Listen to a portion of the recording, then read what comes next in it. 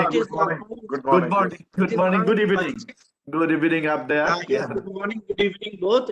I know it is 6:50 in USA right now, where you are in Washington. At my place, we are 1 hour ahead. It's 5:30. 5:30. Okay.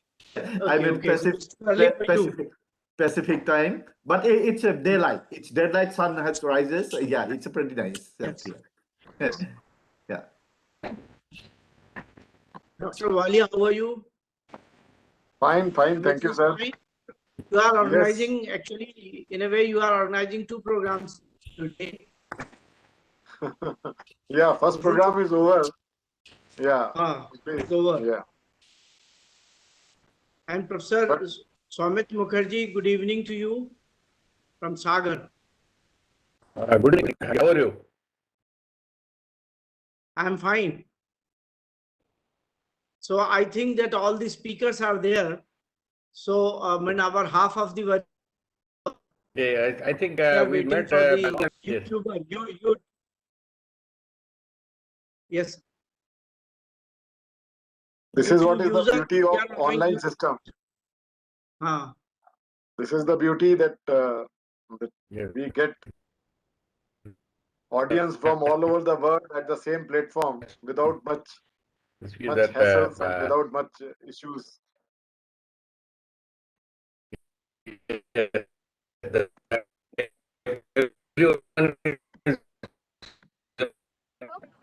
So can we start the program now? If we try, we can be. Sure. You have to wait for your Vice Chancellor, Madam, to join, or has she joined? Yes. I think the Vice Chancellor from NEU as well as from Sagar. If they are coming, then we can wait 2 to 4 minutes. Yeah, he called me. He's about to join. Okay, he's about to join. So another, I think Professor Trivedi, another 2-3 minutes.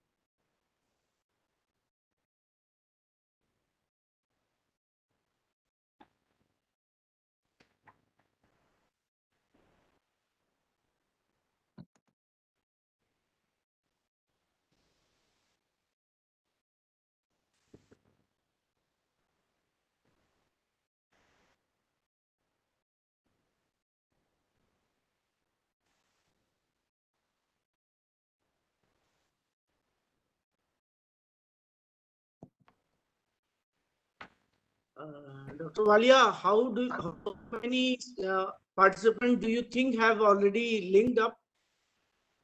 Is there any list available? Participants, many are supposed to join. Maybe they have joined in a group or something. To me, it should go. The number should go, but still people are joining. It seems evening time, although it is convenient. So our VC sir, VC madam, your VC madam will be joining. Will she be joining? She's having some problem in network. Oh, madam has joined. Now I can see the name. I'll just check 1 second. Yes. Madam's name I can see now.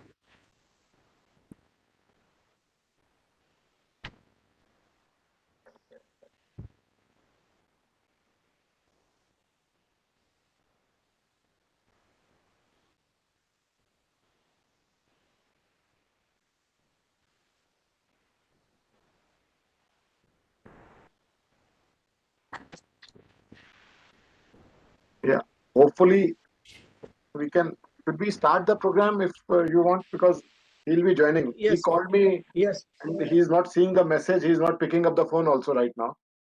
Okay. So I think let us start. So maybe some connectivity problem at his place. But he'll join. He Professor, called me just 2 minutes back Professor only. Shakir has joined. Professor Shakir, we- he has to welcome. Yeah, no, actually, madam is supposed to welcome the address. Why our Vice Acha, acha. Chancellor, she is about to join.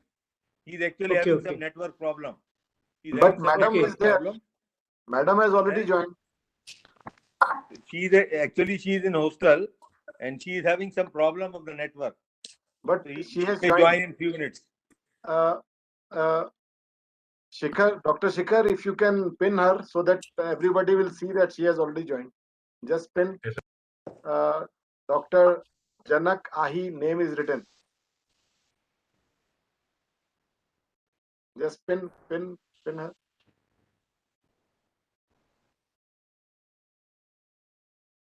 Namaskar. Namaskar, madam. Yeah, namaskar. Namaskar. No. Yes. We welcome you, madam. Thank you so much, sir. Thank you. Thank you. Namaskar, sir. Sir, but आपका With your permission, can we start? Sure, sir. madam? Please do. Please do, sir. Okay. Professor Trivedi, is it okay if we start now? VC is trying to join. He said that he is trying to join, but it is not getting connected. In another Okay. fraction of seconds, he'll be there. Okay, sir. Okay. Okay. So, good evening, madam. Nice to see you. Same here, sir. Thank you so much. Yeah.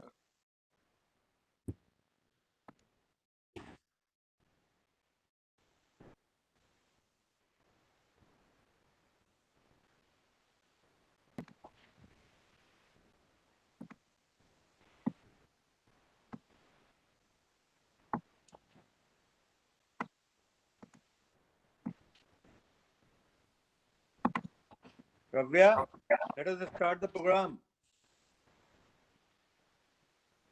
Kavya, are you hearing me? Yes, sir. So let us start the program. Yeah, start. So a welcome address will be given by the madam. Okay, Yeah. sir. So, Everyone a has very joined. good evening to one and all. Ma'am, Yes. all the keynote speakers have joined the program. We are Okay. waiting for Professor S.K. Srivastava, Vice Chancellor, Nehru University. Sir is the chief guest. Actually, the chief guest should arrive and then we should start. Because sir is the chief guest of the function. Yeah. He's a chief guest. Yeah. Yeah, So we he's cannot trying to start join. without the chief guest. Yeah, he's trying to join. Again, let me check.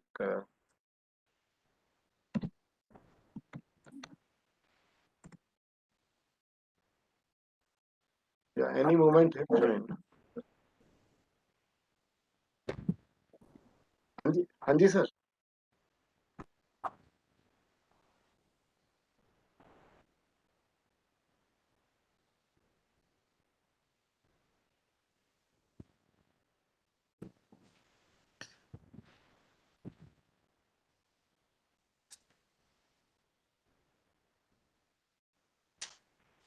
Yar Sahab, namaskar. Welcome.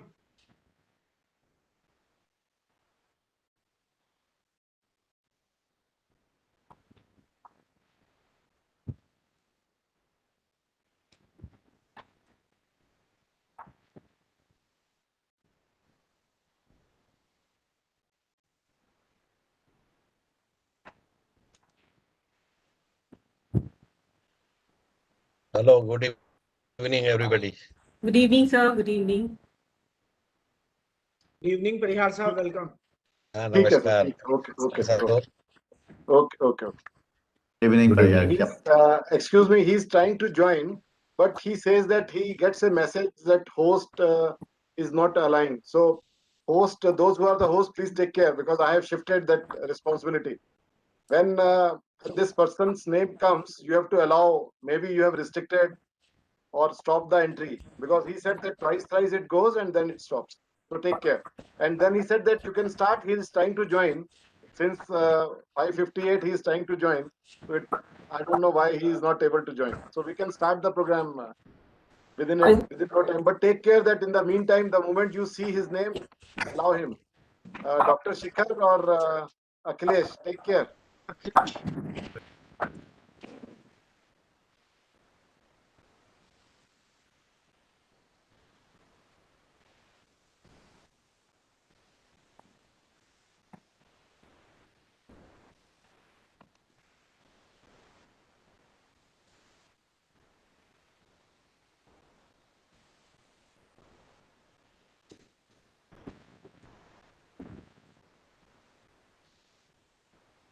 So, madam, if you allow, although chief guest is important thing. Let me again start.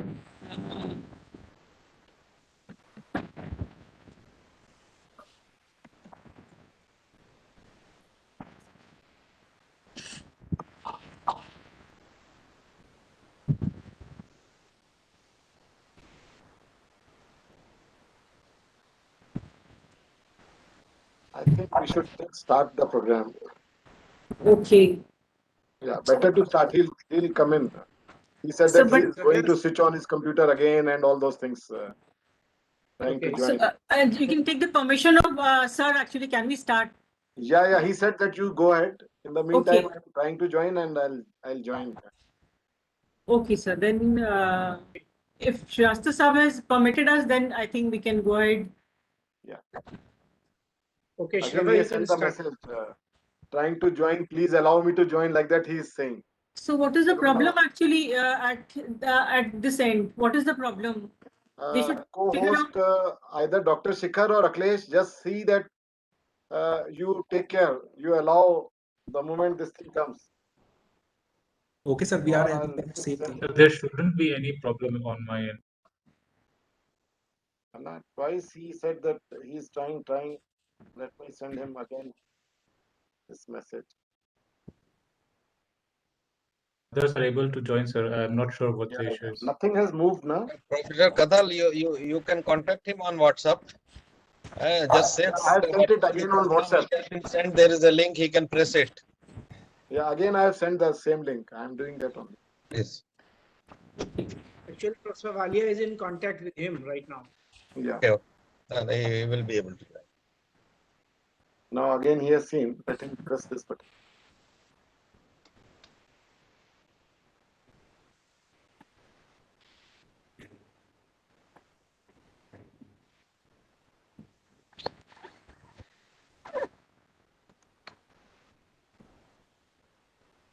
This is the advantage or disadvantage, both the things of That's true. You have to see the positive point that so many people. Dibakar, I am seeing you.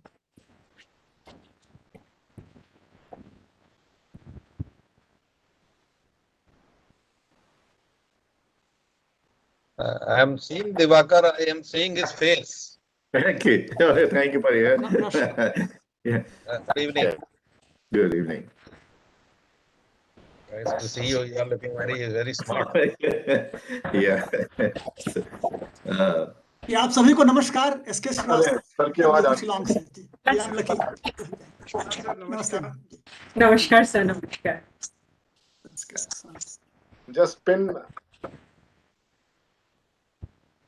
Sir, we are waiting for you to join now. मैंने तो बोला ना शुरू के लिए wait नहीं करना है क्योंकि मैं वो 6 बजे मीटिंग में छोड़ चुका था I was trying to join but anyway so आपने अच्छा किया नया लिंक भेज दिया so thank you so much please go ahead you know honourable VC ma'am भी वेट कर रही हैं तो आई थिंक और guest from US also they should not be waiting चलिए शुरू करवाइए फिर शुभ काम में शुरू करिए देरी मत करिए Thank you.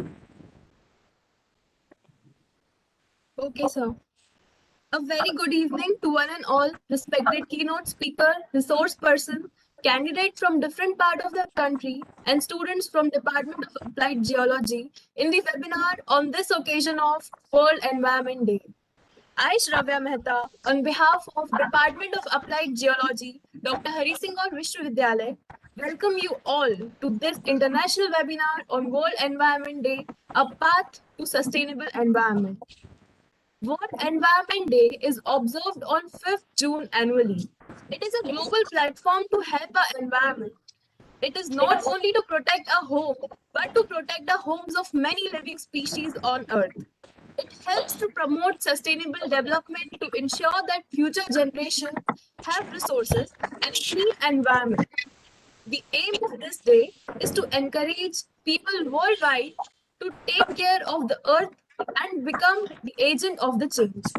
Therefore, to understand the World Environment Day as a path to sustainable environment, we have with us our 4 keynote speakers who will be delivering lectures on various topics. They are Professor S.K. Shrivastava, Vice Chancellor, Northeastern Hill University, Shillong, Professor S. Mukherjee, School of Environmental Sciences, JNU Delhi, Professor Vishwavidyalaya, Department of Environmental Studies and Co-Incubation Center, NCEO Incubation Center, Northeastern Hill University. Dr. Dibakar Goswami, Program Lead Hydrogeologist, Nuclear Waste Program, Department of Ecology, Washington State, USA. So now, to begin the program, I invite Professor J.D. Ahi, Vice Chancellor, Dr. Harisingh Vishwavidyalaya, Sagar to present her welcome speech. Can we please have Professor J.D. Ahi? Thank you so much. Thank you. A very good evening to all of you.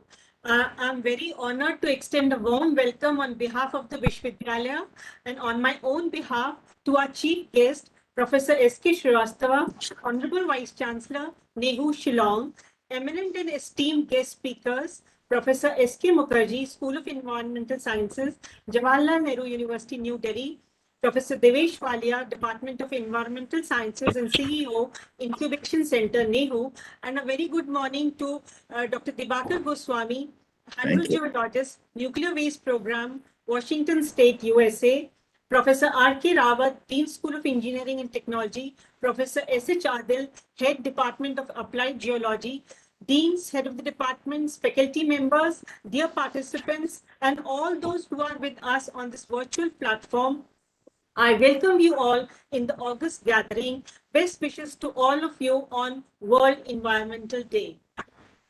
We have all gathered here today to re-examine our relationship with nature, but one thing is certain, that despite all our technological advances, we are completely dependent on healthy and vibrant ecosystems for our water, food, medicines, clothes, fuel, shelter, and energy, just to name a few. Only with healthy ecosystems, we can enhance people's livelihoods, counteract climate change, and stop the collapse of biodiversity. Ecosystems support all life on Earth. The healthier our ecosystems are, the healthier the planet and its people. World Environmental Day offers a global platform and inspires us for a positive change. It pushes the individuals to think about the way they consume, that is, for businesses to develop greener models, for farmers and manufacturers to produce more sustainably, for governments to invest in repairing the environment, for educators to inspire students to take action, and for youth to build a greener future. Global lockdown amidst the 2020 COVID-19 crisis has brought positives to global warming, climate change, and biodiversity issues. This is the right time to improve the system and fight for the environment. This year, the theme for the World Environment Day is Ecosystem Restoration and the launch of 2021 to 2030 as the UN Decade on Ecosystem Restoration. United Nations Environment Program slogan is Reimagine, Recreate, Restore, which focuses on reversing the degradation of our ecosystems.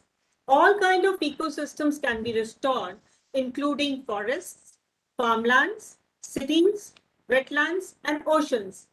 Restoration initiatives can be launched by almost anyone from the government and development agencies to business, communities, and individuals.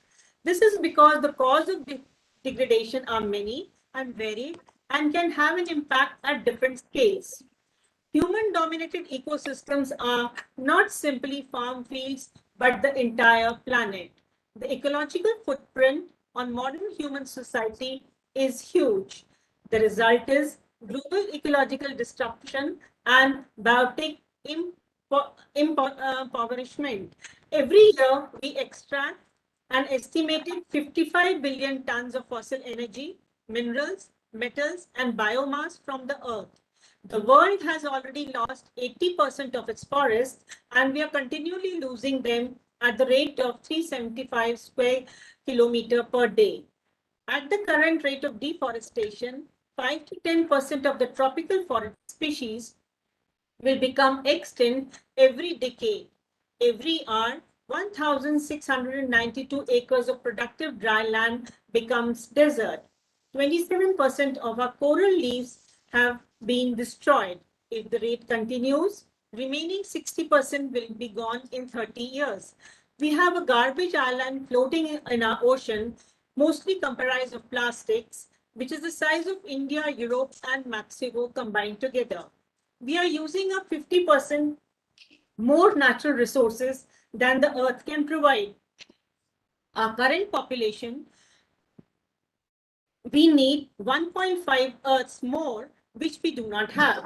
The increasing incidence and severity of disasters such as cyclones, Amphan, Nisarga, Taute, Yas, and floods and landslides leading to a higher number of deaths and injuries, as well as increased property and economic losses. Environmental degradation reduces the capacity of these ecosystems to provide important services to communities like food, firewood, medicines, and protection from natural hazards. It also greatly reduces a landscape's ability to sequester carbon, a crucial element in climate change mitigation.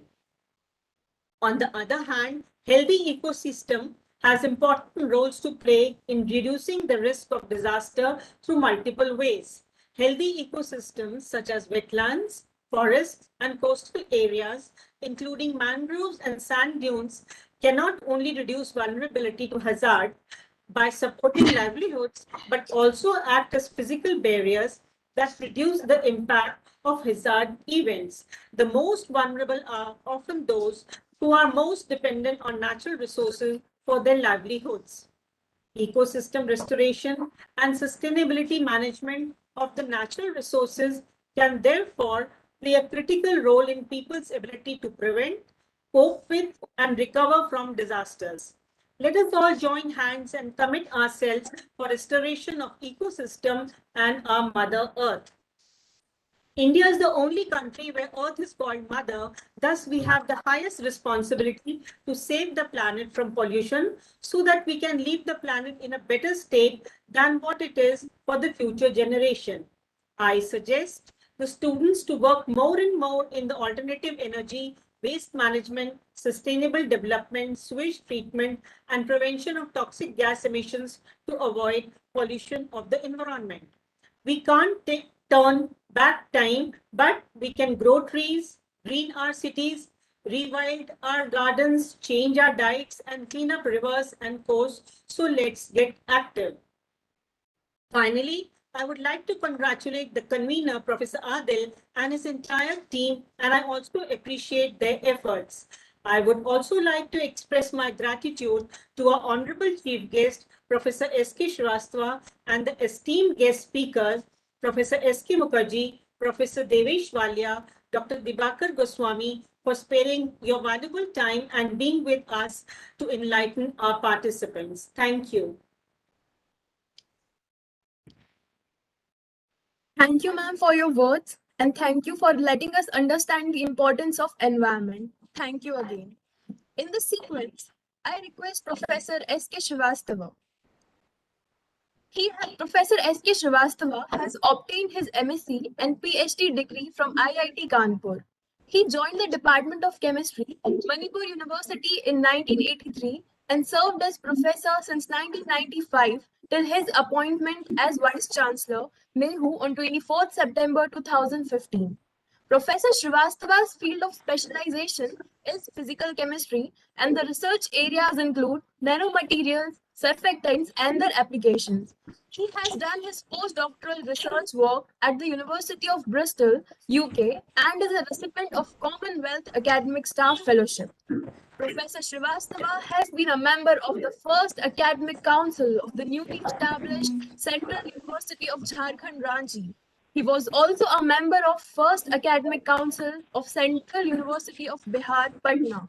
He has been associated with the Working Group of Nanotechnology, Central University of Jharkhand, Ranchi, and with the UGC Expert Committee. Professor Shrivastava has been the Visitors Nominee, NAC Peer Team member, and also subject expert in selection committee for both chemistry and nanotechnology. He has also been awarded the Chemical Research Society of India Bronze Medal 2015 in recognition of contributions to research in chemistry. On behalf of the Department of Applied Geology, I welcome Professor S.K. Srivastava for his lecture on the current status of environmental sciences. Over to you, sir. Thank you very much. I hope I'm audible, right? Yes, sir. So, very good evening to you all, and of course, good morning to Dr. Goswami in US, Honorable Professor Janak Abhiji, Vice Chancellor of Dr. Harisingh Gour, Vishwavidyalaya, Sagar, Dibakar Goswami, Professor S. Mukherjee from JNU, Professor Walia from Nehu, Professor S.H. Adil Saab. At the very outset, I would like to extend my sincere greetings and best wishes on behalf of Nehu. It is indeed a privilege to associate with this great program, wherein two sister central universities have come together in a common platform. And it was indeed, a pleasure hearing Madam Honorable VC of Harisingh Gour, Vishwavidyalaya, Sagar, Professor Janak Abhiji. I mean, she has really, put the whole issue, on the board, and I have been greatly enlightened hearing her. And I'm sure, I think we will take it further. We are now various experts here. Well, before I share the students and the young friends in mind, I would like to remember very fondly Sri Sundarlal Bahunaji, Padma Vibhushan Sundarlal Bahunaji, a great environmentalist who was responsible for the Chipko movement, and he has done a great job, regarding this today's theme of sustainable development on this World Environment Day.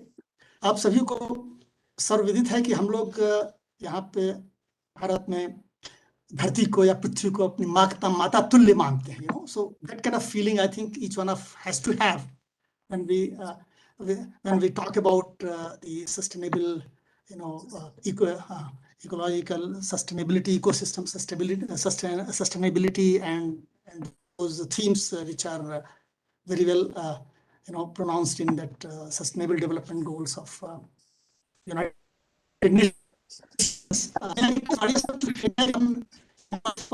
Sundaral Bahunaji. Is it okay? Yeah, it is already shared, sir. Videos out, but doesn't matter. Our especially It is already. okay, fine. Yeah. From Bahunaji, that ecology is a permanent economy. So I know that very much conveys very loudly and clearly that on one hand we have the ecosystem, its conservation, and we talk about restoration now. That means we are conscious that we had done the damage, irreparable damage to the ecosystem. So that way the theme is very much pertinent, and it's like a warning signal sign, to each one of us that in the shortest possible time, in few years and in decades, we should set the things right.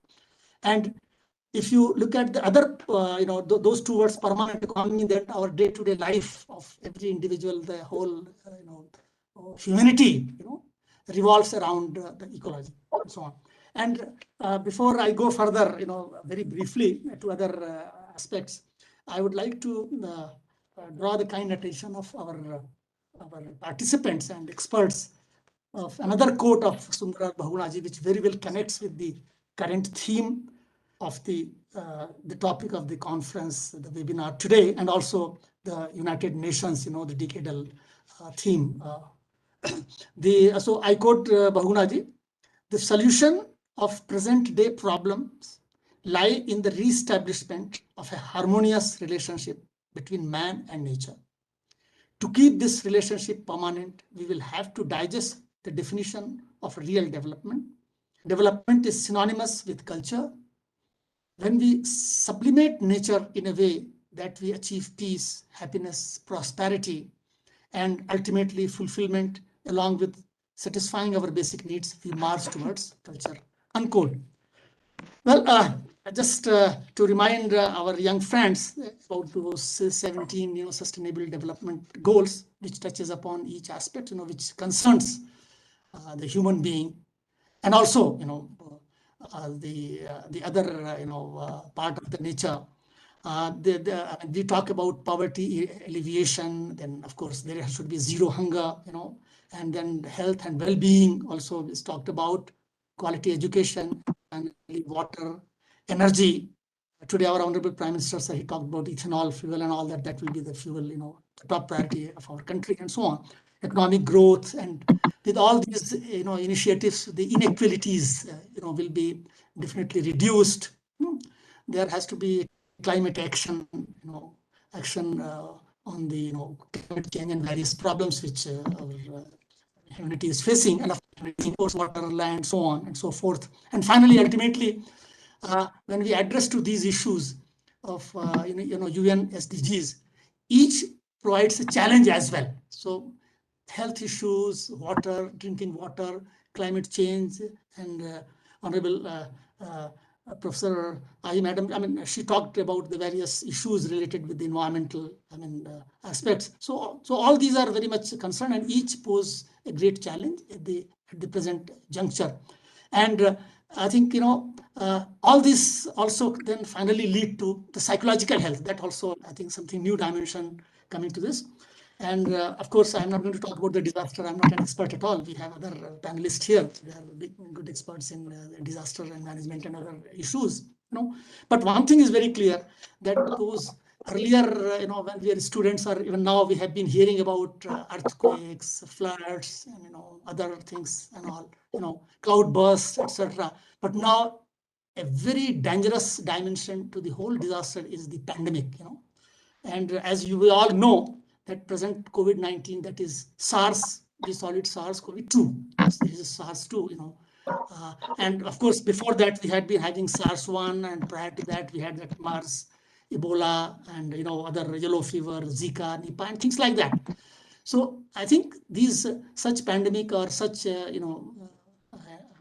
diseases or health hazards or health disasters, health so they also create another kind of problem, and they pose a great challenge. And I think, as a layman, if I can say, maybe the boundary which was there, between such, animal system and so on, and the human system, we have tried to narrow it, and rather we have encroached into their territory. That is why those animals, those things like bats and all, who have been there, who should have been there, their territory, they are now entering into ours, and so on and so forth. So I think that is a dangerous signal. So in present, ecosystem, we will talk about ecosystem, sustainability and things like that. So I think we have to, worry about those pandemics as well. And I think if we take the right kind of measures in the coming decades, years, I think things may be reduced to some extent. Well, I'll just add a couple of more points here very briefly. And from chemistry point of view, of course, we scientists all together working in chemical sciences, biological sciences, earth sciences, and of course social sciences as well. They're also very important. They have an important role to play. The law enforcing agencies, and government, of course, and the NGOs and all. We all have to come together to ensure that our sustainable environment and these ecosystem sustainability and restoration, I think that is taken care of. Media also has a great role to play. And before I close, I would like to share our shlok, which we normally recite for Shanti Mantra, which we call that. And if our ecosystem restoration is ensured, then only we can realize what has been very nicely articulated in the shlok which I just going to recite, Sarve bhavantu sukhina sarve santu niramaya sarva bhadrani pashyantu ma kashit dukha bhag bhavet, which can be roughly translated as that, everybody's welfare to be ensured, everybody should be happy, and everybody should be free from disease or any kind of infirmities and so on. So by ecosystem restoration, the definition of the health, which is enunciated from WHO, that health is a complete well-being of physical, mental, and social, and not only absence of infirmities, then that only can be ensured. So I thought I will take my liberty of associating this today's theme with health as well. And lastly, before I would like to close it on a literary note, and I would like to remind to our participants and to myself about Robert Frost's few lines, which is very, very, I think, pertinent at this juncture. And since Honorable, VC ma'am also, when she started, she was referring to, about the forest and things like that. And it very well connects, with what she started with and what I think at the end of the day, we'll have the deliberations over. And so I quote Robert Frost, and this deliberately I have chosen for the youths, because I feel that present generation might have damaged consciously or unconsciously the environment, the climate, the whole ecosystem, and so on. That is why the responsibility also lies on us, and it's our young friends, students, and youths. They have to shoulder this great responsibility, for which partly we are to be held responsible, because we are not handing over a safer earth for our future generation, Gen Next. So I quote Robert Frost, woods are lovely, dark and deep, but I have promised to keep, and miles to go before I sleep, miles to go before I sleep. So I think it is for me, for you, for everybody who is on board here, for the entire humanity across the nations, that we have to, if the woods stand lovely and all, if you take that as a mother earth, the environment, the ecosystem, and things like that, so we have to make a promise, a commitment, that we have to keep going, keep putting our best efforts, collective efforts together, cutting across the nationalities and so on, to realize the message that we have to leave this earth for our future generations, which is safe and which is worth livable and enjoyable and so on. So thank you very much. It was a pleasant moment for me and an opportunity for me to share with you of my stay thoughts. And thank you very much. Take leave. For yourself, kindly go ahead.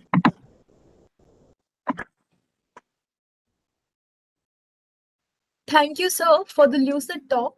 Your lecture will definitely add a chapter to the scientific as well as ethical thesaurus of a life. Thank you again. In the service, I invite Professor S. Mukherjee. Professor Mukherjee have 25 years experience in the remote sensing applications in geosciences. He is Professor Geology and Remote Sensing, School of Environmental Sciences, JNU, Delhi, from 2016 till date. Visiting Professor Earth and Ocean Sciences, the University of Liverpool, UK, 2004-2005.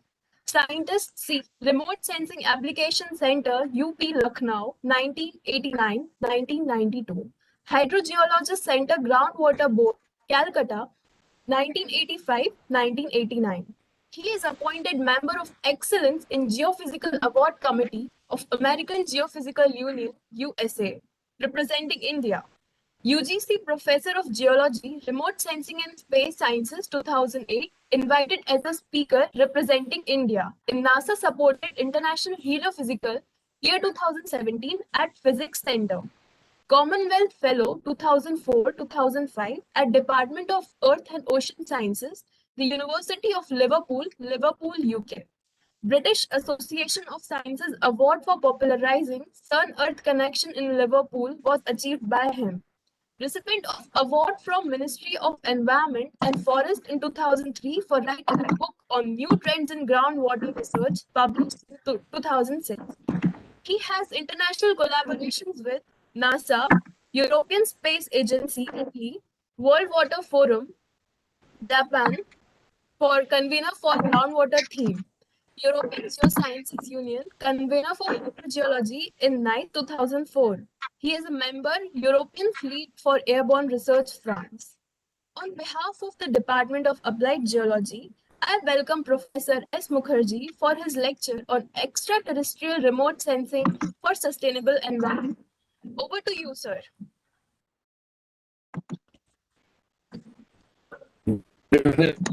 Honorable Vice Chancellor, Madam, and Vice Chancellor of NIM, Shri Krishna Srivastava साहब, नमस्कार। मैं बनारस का रहने वाला हूँ, काशी हिंदी विश्वविद्यालय का product हूँ। So it is a pleasure for me to share some of my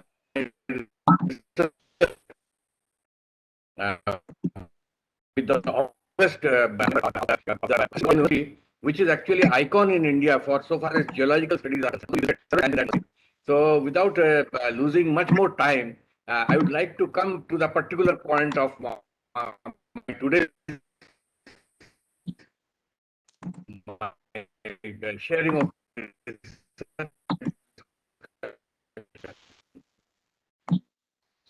today. I would like to share my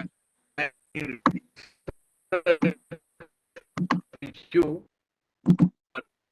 other students and faculty members regarding the terrestrial as well as terrestrial information system to understand the environment for a sustainable development. Because ultimately our goal is to develop without any much harm to the human society as well as to the nature. But unless we understand the problem, unless we do it with proper information system, sometimes we are not able to understand when the earthquake will come, when the tsunami will come, as well as the pandemics, all these things. So the thing is that it has compelled me to do some active research in this field. So I would like to share with you some of my slides, and in the meantime also, and then after the lecture also, if required, you may ask me any question anytime. You are most welcome.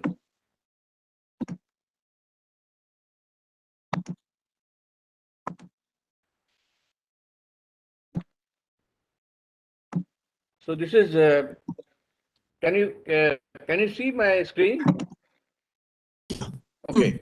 So this is the extraterrestrial and terrestrial remote sensing for sustainable environment. So the thing is that climate change we can hear since last several decades, but initially it was thought of that it was a science fiction, but now it has come that it is really true thing. But the thing is that if you see the conventional techniques of terrestrial changes as well as instruments, we are continuously measuring the data. But here I would like to mention you that since last only 200 years, we are capable of measuring the scientific data. But the age of the earth, if you see, it is a huge, it is in billions of years. And if you see the details, how the changes has taken place, then you will find that definitely when there was no industrial evolution, when there was no human being, that time also there were global warming, global cooling, pandemics, and all lots of changes. So it has compelled me to think that whether there is any possibility of any influence of the extraterrestrial.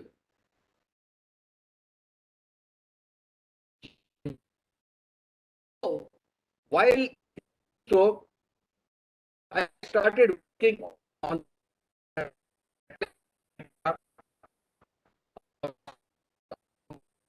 cosmic ray variability. So from the sun, various types of information which we are receiving and recorded by me as a consortium member, I am continuously recording this thing, and at the same time we are recording the cosmic ray variability which is coming from the sun as well as which is coming from the galactic sources. So while doing so, we found out that there are lots of changes which are taking place just before the occurrence of any of the episodic events which may change the environment and which we rename now as a climate change. So there are lots of solar irradiance variability. Since 2005, there was a concept that the sun is giving us continuously same amount of energy. But after the studies which was carried out by Larsen and Fries, which was published in the Nature journal, it was established that the sun is also not giving us the energy at the same pace and at the same amount. So while studying all these things, it was possible for us to develop a correlation in between the global changes as well as extraterrestrial changes. So some of the publication has also been carried out in this field. So this is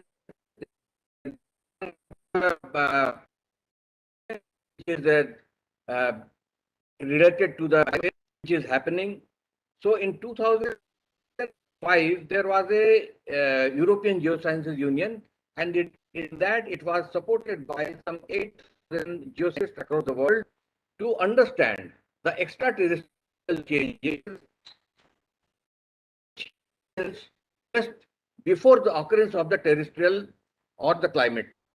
So it has been published in the form of a book, and we have appreciated the work, and still we are working on it. Sir, So after that, may I another work has been carried out. May I interrupt, which Professor is Mukherjee? yes.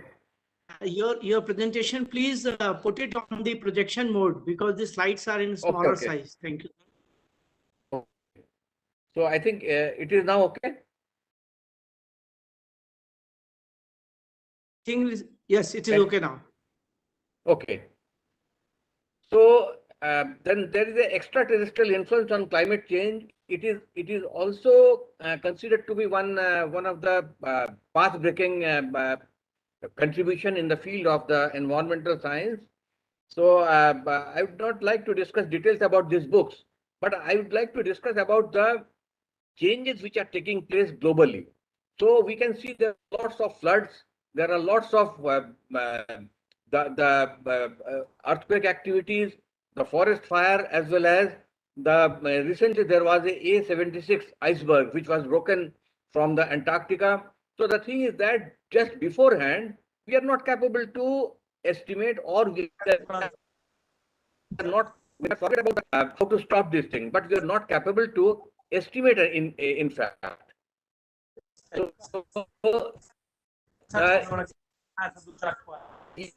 2020 was also considered to be one of the worst beginnings so far as this environmental hazards are concerned. In Antarctica, in the Japan, as well as the North America. So now the question arises, why it is not possible to predict the disasters more accurately in space and time?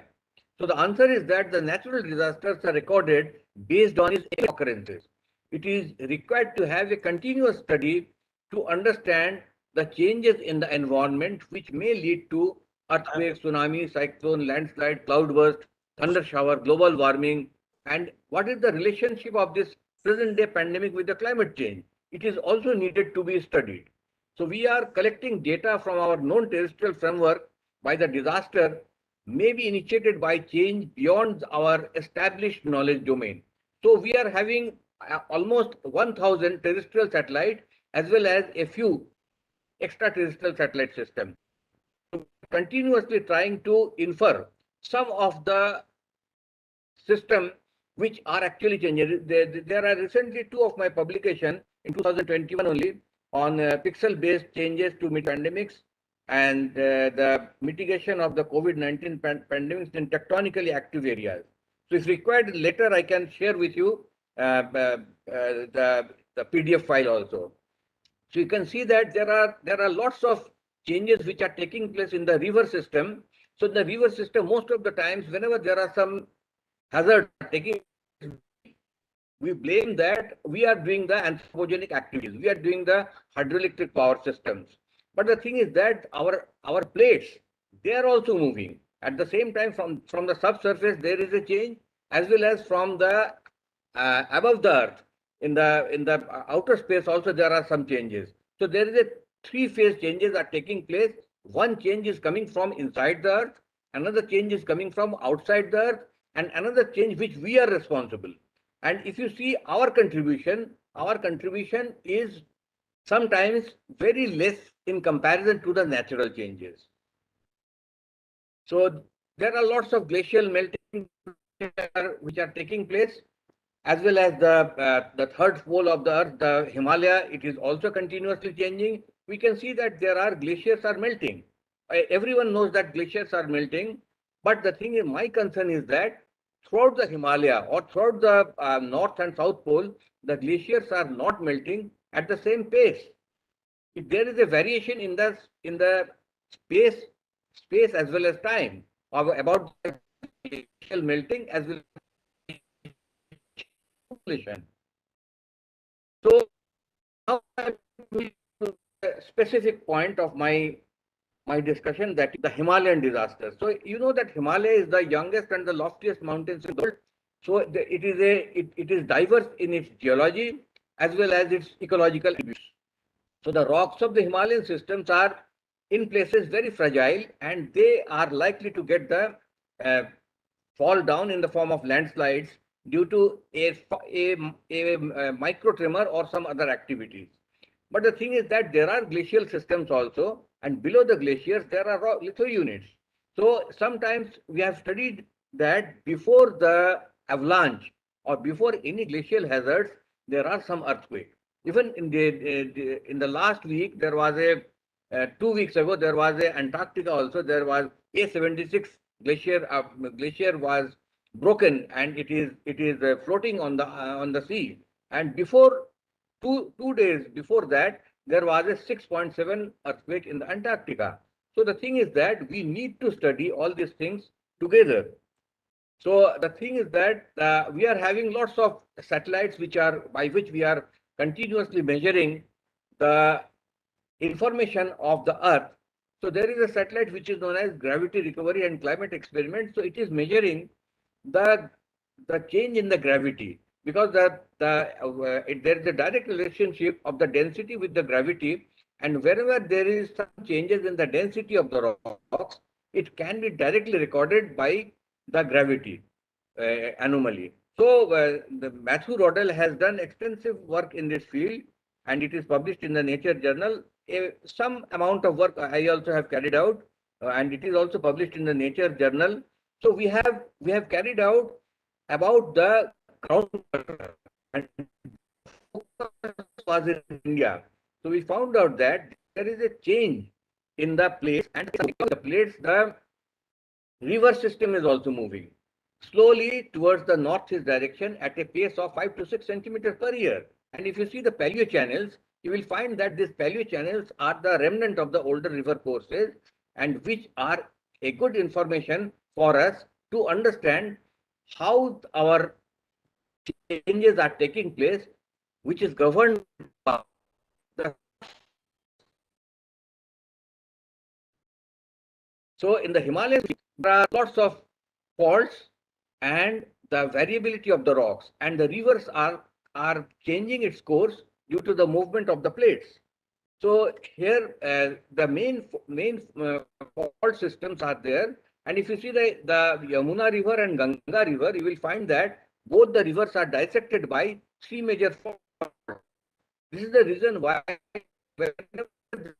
some tectonic activity are there. The Yamuna river bed as well as the Ganga river bed, in both the places there are problems, and there is lots of changes in the landforms.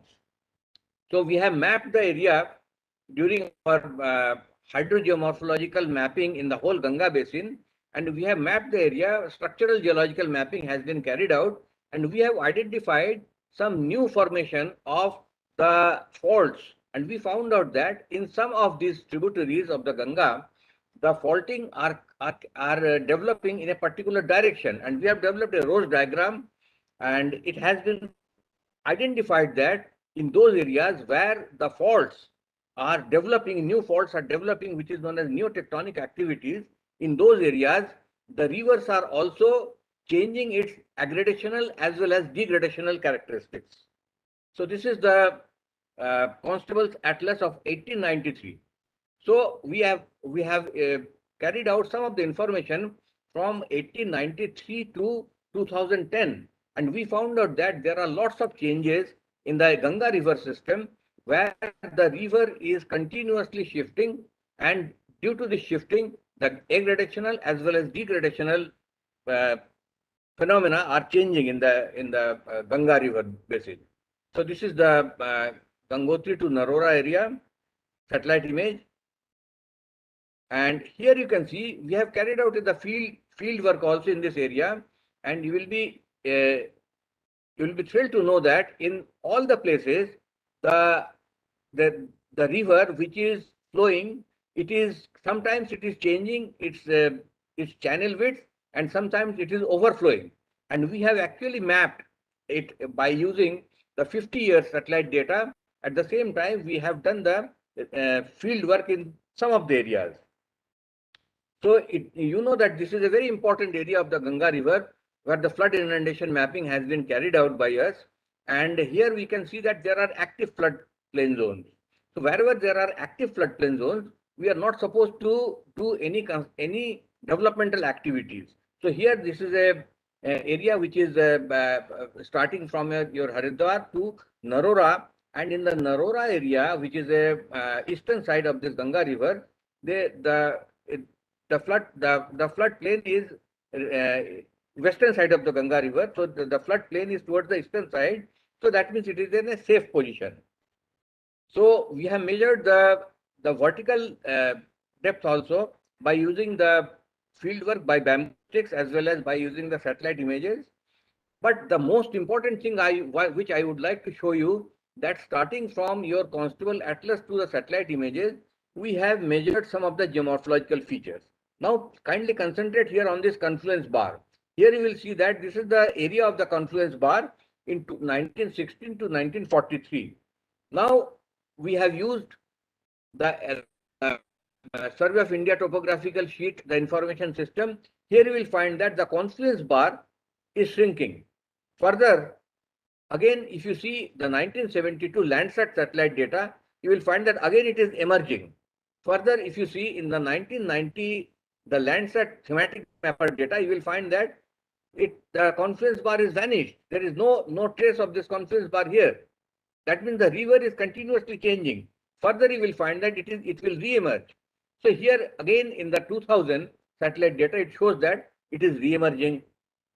Further, in 2008-2009 Indian satellite list 3 sensor data, it is showing that further it is re-emerging, and we are continuously mapping. But again, the map will be updated, and you will find that there is continuously changes in the sidebar, shoot channel, mid channel bar, confluence bar, point bar. That means the river is changing its course continuously, and the degradational as well as aggradational features are also changing. So when all these changes are taking place, we should be very, very careful for any developmental activities in the floodplain area. So because there are some established faults, but some of these fault lines which we have drawn in the broken lines, these are actually newly developing fault lines in this area. So here also in the field, we have taken the photographs which shows that there is a caution board represents the diurnal. So there are lots of dam activities are going on due to the hydroelectric power stations, and they are releasing from time to time. So, but the thing is that the river is showing its natural activities, and sometimes it is carrying lots of debris along with it. But in 2013, there was a tremendous disaster in the Kedarnath area. But before that, I would like to show you the course of the river in a few slides. So these are, you see that the river course is like that. And further, if you see, this is the field photographs of that area, which is showing that there are some depositions which are taking place, which are aggradational features. And this is the dam site of the Alaknanda in Srinagar. And the construction is going on, which is changing the river water quality also. And this is the Mandakini basin. Again, that rose diagram is showing the lineament trend is changing in that area. Now we are coming to the main crux of our discussion. Here you will find that there are lots of changes which has taken place due to the torrential rain as well as the rain has washed away some of its downstream constructed area, trees, and all these things. So this is the pre and post satellite data. This is the Cartosat data of the Kedarnath area. So it is the Cartosat data of 2011 and it is the Cartosat data of 2013. You will find that the lots of changes has taken place during that period. And because the meander position, so where the river is meandering, and if more water is coming into that river, it is overflowing. So what is the main cause of the Uttarakhand disaster? So the Chorbari glacier that played a role in June 2013 in Uttarakhand, it was already forewarned that the changes will take place there. But the thing is that it was the remedial measure was not taken immediately during that time, because seismotectonically active areas need to be monitored continuously. So this is the temple, and this is the land, this is the road which is leading to that Kedarnath temple. But now we will not find this road. The whole road has come down. This is the fall in the. You will find that the whole road has come down and it has changed into a cascade. So the glaciers are also moving in that area. But the thing is that what is the main reason of torrential rain in that area? Now here comes our extraterrestrial information system. So there are lots of hydroelectric power stations and lots of evaporation losses are there. So the high evaporation from the reservoir of the dam has increased the water vapor flux. Then high aerosol concentration has aggravated the water vapor flux. There are lots of glaciers are there, and due to very high rise in the temperature, the aerosol was released, and that aerosol was also instrumental in locally formation of the cloud in that area. Then extraterrestrial influence, it was found out that the cosmic ray was very alarmingly high during that period, galactic cosmic rays. So it was published that unplanned human activities in the Himalayan terrain coupled with some unusual extraterrestrial events triggered the massive cloudburst over the Kedarnath area. It was published in the Journal of Geophysics and Remote Sensing, and in the Sensor Journal also it was published.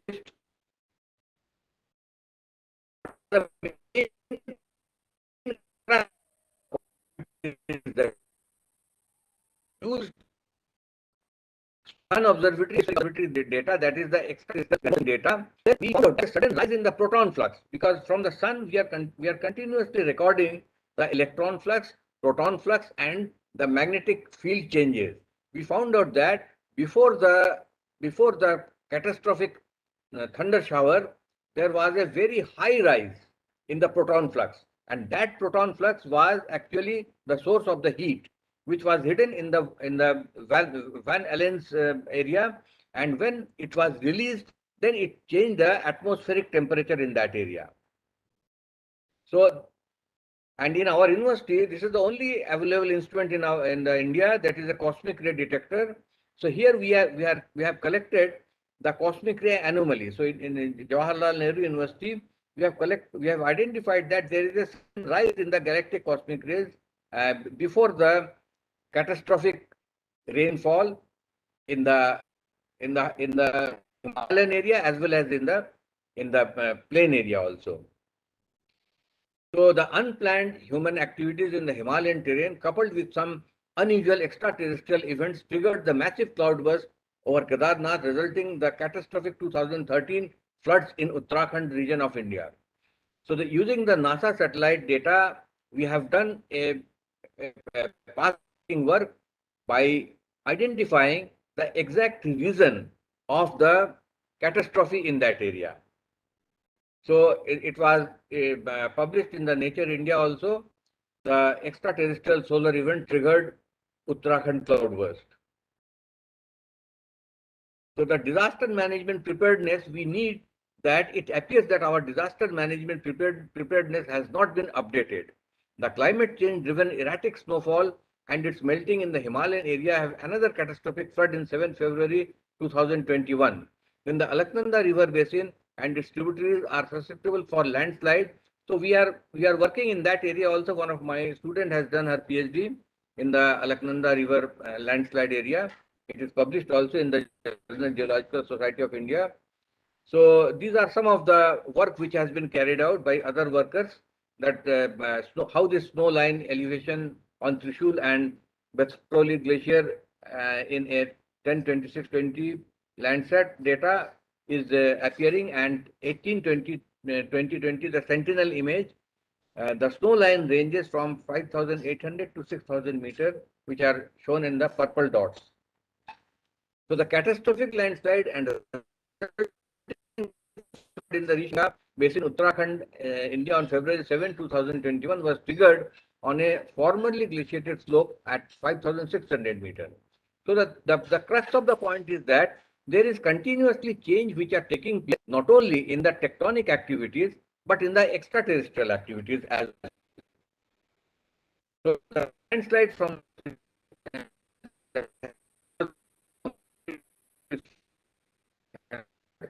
so it is from the Planet Lab image, and now the surveillance of the whole Himalayan terrain by a dedicated satellite is highly required right now.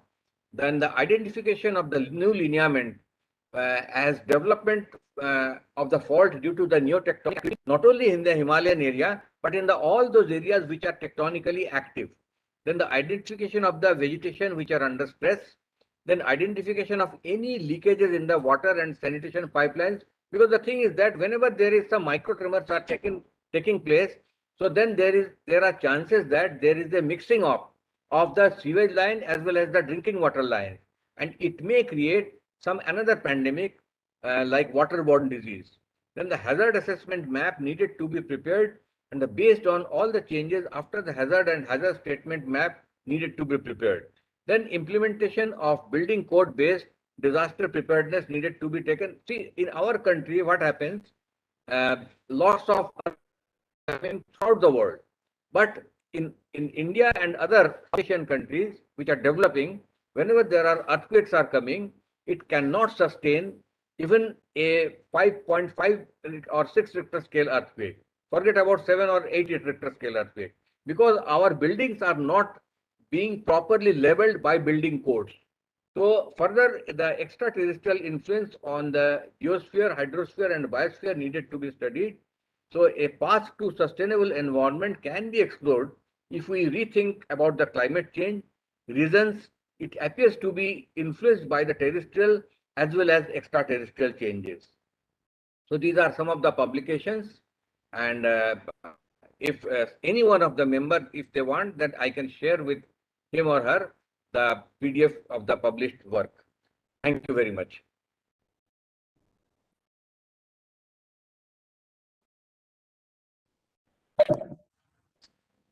Thank you, sir, for your illustrative session.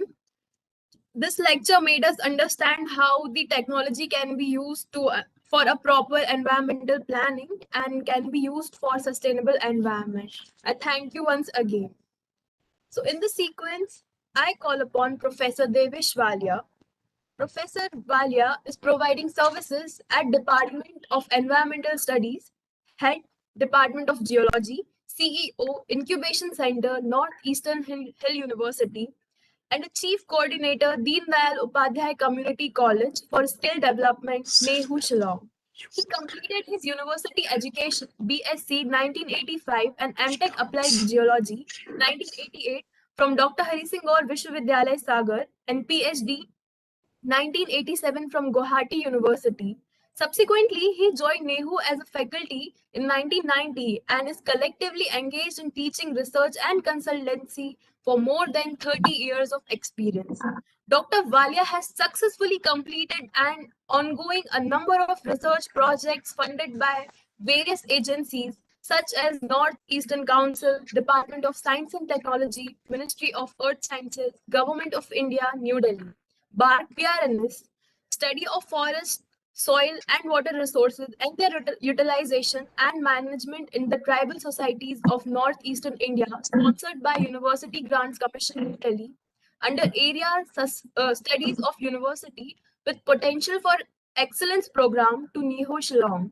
Climate change assessment in selected areas of Meghalaya using meteorological measurements and impact on water resources, New Delhi. Stride and Niti Aayog funded project on water conservation and harvesting strategies. Dr. Walia is a life fellow of Geological Society of India and also the executive member 2016-19 and 2019-21. Indian Geophysical Union and also the executive member, National Council member, Indian Society of Training and Development, and Indian Society of Remote Sensing, and a life member of a number of academic and professional bodies, including Chapter Convener, Shillong Chapter, Indian Science Congress Association, Indian Geological Congress, the Geological Mining and Metallurgical Science of India, Indian Society of Earth Sciences, Indian Association of Earth Scientists, Indian Seismological Research Society, Indian Association of Hydrogeologists, and member of sectional committees for 2009 and 10. He has been a member of Term Review Committee of GSI NER and attended CGPB Group 8 meetings. He is President, Earth System Sciences, Indian Science Congress Association, Kolkata from 2017 and 18. On behalf of the Department of Applied Geology, I welcome Professor Devesh Walia for his lecture on understanding ecosystem services from a geosciences perspective. Welcome, sir. Over to you. Yeah, thank you very much for such a illustrative, long introduction. Good evening, everyone. Good evening, Madam Ahi. Good evening, Srivastav sir. Good evening, all the eminent dignitaries who are present here for this very important, on this very important evening to celebrate World Environment Day. We know that the environment, the moment we are there on the earth, we become part of this environment and we start exploiting the services, exploiting the nature knowingly or unknowingly. So that's what is very, very important system which we need to understand, that where should we stop or how should we move ahead so that the life and the living becomes sustainable and we are able to use consumptive in a consumptive manner, and we are able to leave something for the future generations, they can, so that they can build up and they can grow. I feel extremely proud to be here because there are many connections, my connections with Sagar, as well as especially with Madam Ahi. And just to share that the house where she is staying, that house we used to stay for a very long time. So that's what is the connection which is there. And at the same time, for this program which we are holding, one of the inspiration to hold this program is our Vice Chancellor, Professor S.K. Srivastav sir. Although I didn't share, because what happened that we were in a process of planning wherein he intervened and he said that this is something good, especially in the evening, as the contributions, whether in the daytime or evening, national, international, they are of importance and we must take them forward for the benefit of the students and for the benefit of all, especially in view of declaration of UN decade on eco restoration or restoration of ecosystem. So, dear participants, I'll take you through this journey to make you understand.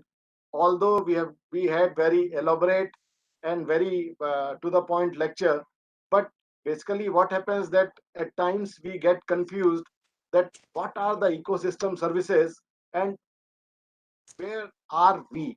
Basically, normally the ecosystem, the term ecosystem comes, the geoscientist, they starts feeling as if it is the work of the life science, or as if the World Environment Day means planting a tree and after that just forgetting. It is not like this, because as I said that we are deriving lot of benefits, lot of natural resources from this environment. If we don't get good air, we don't get good water, if we don't get good food, what will happen? You can understand what will happen to our energy level without the proper things we should understand. So that's where the geoscience also plays important perspective. So I'll go take you through this journey by my this presentation. Uh, Dear friends, participants, we know that biosphere is the place where we live and we exploit or we use the resources for our benefit. And as such, we all know that biosphere means it is combination of atmosphere, hydrosphere, and lithosphere. And that biosphere also provides the ecosystem services. So just remember that whatever hydrosphere is supporting for biosphere or atmosphere is supporting, the lithosphere is also giving a sound base, which we all need to understand, because the ecosystem provides actually basic services that are very important not only for our life and livelihood, but to reduce poverty and the economic development of the region. That's what is one of the reason wherein the government of India or our Prime Minister Modi ji, he stressed, especially during the daytime, while holding the celebration of World Environment Day, discussed various aspects related to economic development, even related to farmers and all, so that these interface they can be sustainably managed, and there can be an interface with scientific, environmental, and socio developmental issues. As we move ahead, we know that if we take the single cell animals, before this there was no presence of oxygen and all. Once the oxygen came, it started interacting and it started evolving the life from single cell to multi cell, and finally the life is able to sustain on the landscape wherever they are. That's what is the landscape provides the biosphere, the resource for the biosphere. So that's what is very, very important for us to understand, that abiotic environment or the physical environment in the ecosystem is equally, if not more, at least equally important while studying all such things, because our environment only gives food, water supply, whatever recreational opportunities, everything is provided from we get from these natural environments only. And that's how we are able to effectively take out the ecosystem services for the benefit of the human societies, and such linkages to be studied are of great importance. Some of the ecosystem services, before we move on, ecosystem services basically mean the benefits which are obtained uh, by the people from the ecosystem. And we can understand that these ecosystem services, they are by way of provisioning, by way of regulating, by way of cultural development of the cultural issues. Because if we don't get variation in the life, probably our mind will get disoriented, and we may not be able to move in a direction which is supposed we are supposed to move in the direction. So that's what it is, very, very important. And especially the if the ecosystem is changing, and these changes, if we are not able to understand them properly, then probably the human well-being is directly impacted by the consequences of such change. And the constituents of well-being from the ecosystem services, as I showed you in the last slide, they provide us lot many, not only the basic needs, but the derived or the dependent needs also, and which are security, or say basic material for good life or health, or many such things which are being provided to us. And what happens that these ecosystem services, which the human being is able to use it, actually directly or indirectly, it impacts the local, at the local level by the human being, these ecosystem services, but they do have the impact on the regional scale and then on the global scale. That's what is very, very important. And there have been some indirect changes in the movement of the people, or the demography of the region, or the economic movement, with especially with reference to trading, globalization and all. As we move on, the socio-political situations also changes. So these are some of the indirect changes which are related to the human well-being. At the same time, there are some direct changes because of the change in various systems, the land use, or the introduction or removal of the species. All such things, they will go on dominating, and then that only the human well-being is dependent. So what happens that basically the ecosystem services, they not only provide us the basic material for a good life, the good health, and the security, as well as the social relations, etc. But this is very important for the poverty reduction also. So you can understand that this is a cycle which is interdependent upon various factors, at various levels, at various time frames, and we need to work over it. We know that there is a system of water currents. Say the monsoon in India is dependent upon on all such setups. I'll not go into the details, which are basically one of the most important drivers of the ecosystem services. Same way, the air circulations, which brings in not many systems on the surface of the earth. At the same time, the various parts or the topographical features, where the shadow is, or where is the shadow zone, how much during the daytime the sunlight is there, which earmarks the presence of various kinds of diverse uh, ecosystem, and through which we are getting their services. So there are the distribution of various types of forest and all is also dependent upon not because of their presence, but dependent upon the place where they are, and depending upon the climatic conditions which are prevalent at that particular places. Like whatever the important, say, tropical forests, they are near the equator, and as we go in the northern hemisphere or the southern hemisphere, the way the distribution takes place. At the same time, these terrestrial biomes also represent, depending upon the elevation, various kinds of forest, as well as the latitude, the various kinds of biomes, they are prominently present. Like in the plain area, we get the tropical forest. Of course, if it is near the equatorial zone, as we move ahead after certain time, certain elevation, we may not get any plantation or any big plants. Same way, latitude wise also, as we move, as I showed you in the last slide, the such variations, they do occur. Same way in the aquatic regions also, as we move from abyssal to bathyal to euphratic zones, the various kinds of life and living is there. And all these life and living, they are dependent upon the biogeography, and that's what is important linkage between the ecosystem as well as the geosciences, to understand them in a best possible perspective.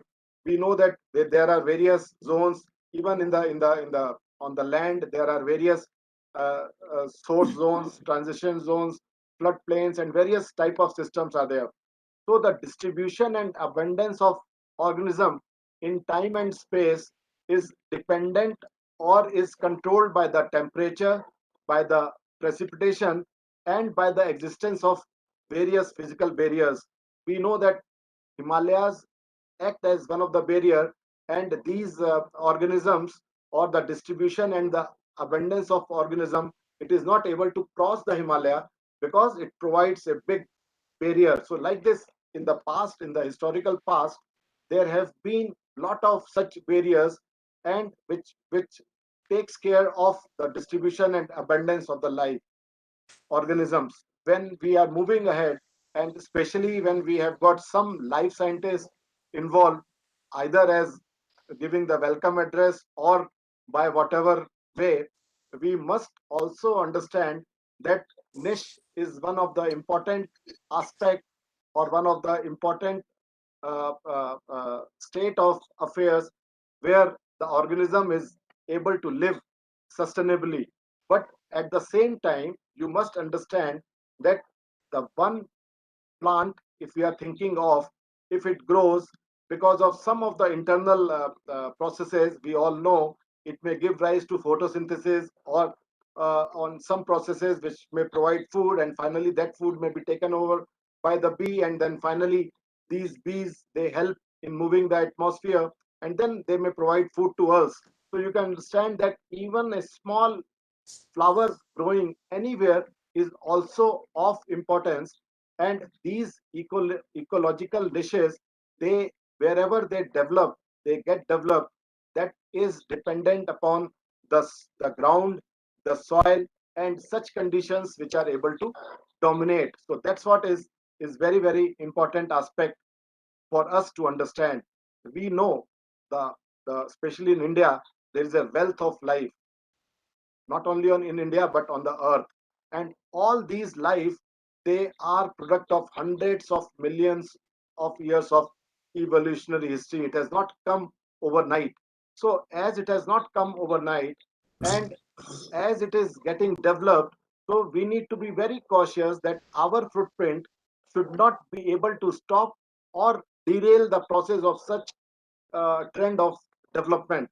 We know that these organisms, they have been developed, especially in geoscience. We study that the early atmosphere was not even having the oxygen in it. It was predominantly of carbon dioxide, and in the process of evolution, from the carbon dioxide, by various processes, it has given rise to the oxygen. Even nitrogen was not present during that time. It has given rise to the nitrogen. So we can understand that how over time the things have developed. So our activity, our actions should not in any way derail some of these processes which are of great importance. And important thing is that in the process of time, we know that in the process of evolution, from one life form, the other life form has evolved, and it is in the process of evolving. But if we are not able to manage uh, the, the the habitat supremacy or the supremacy provided by various organisms to the human being, then we may overstep our role, and then we may face some problems. That's why this UN decade is declared, so that we are able to stop, think, and think of not only healing but restoring the environment in which we live. Biogeography is very, very important aspect. Now, whatever ecosystem is there, just to move ahead, it is basically a result of diversification of species. So we need to, not only the dominance of human being is should be promoted, but we need to diversify the various species so that we are able to adapt to various the evolution of various species.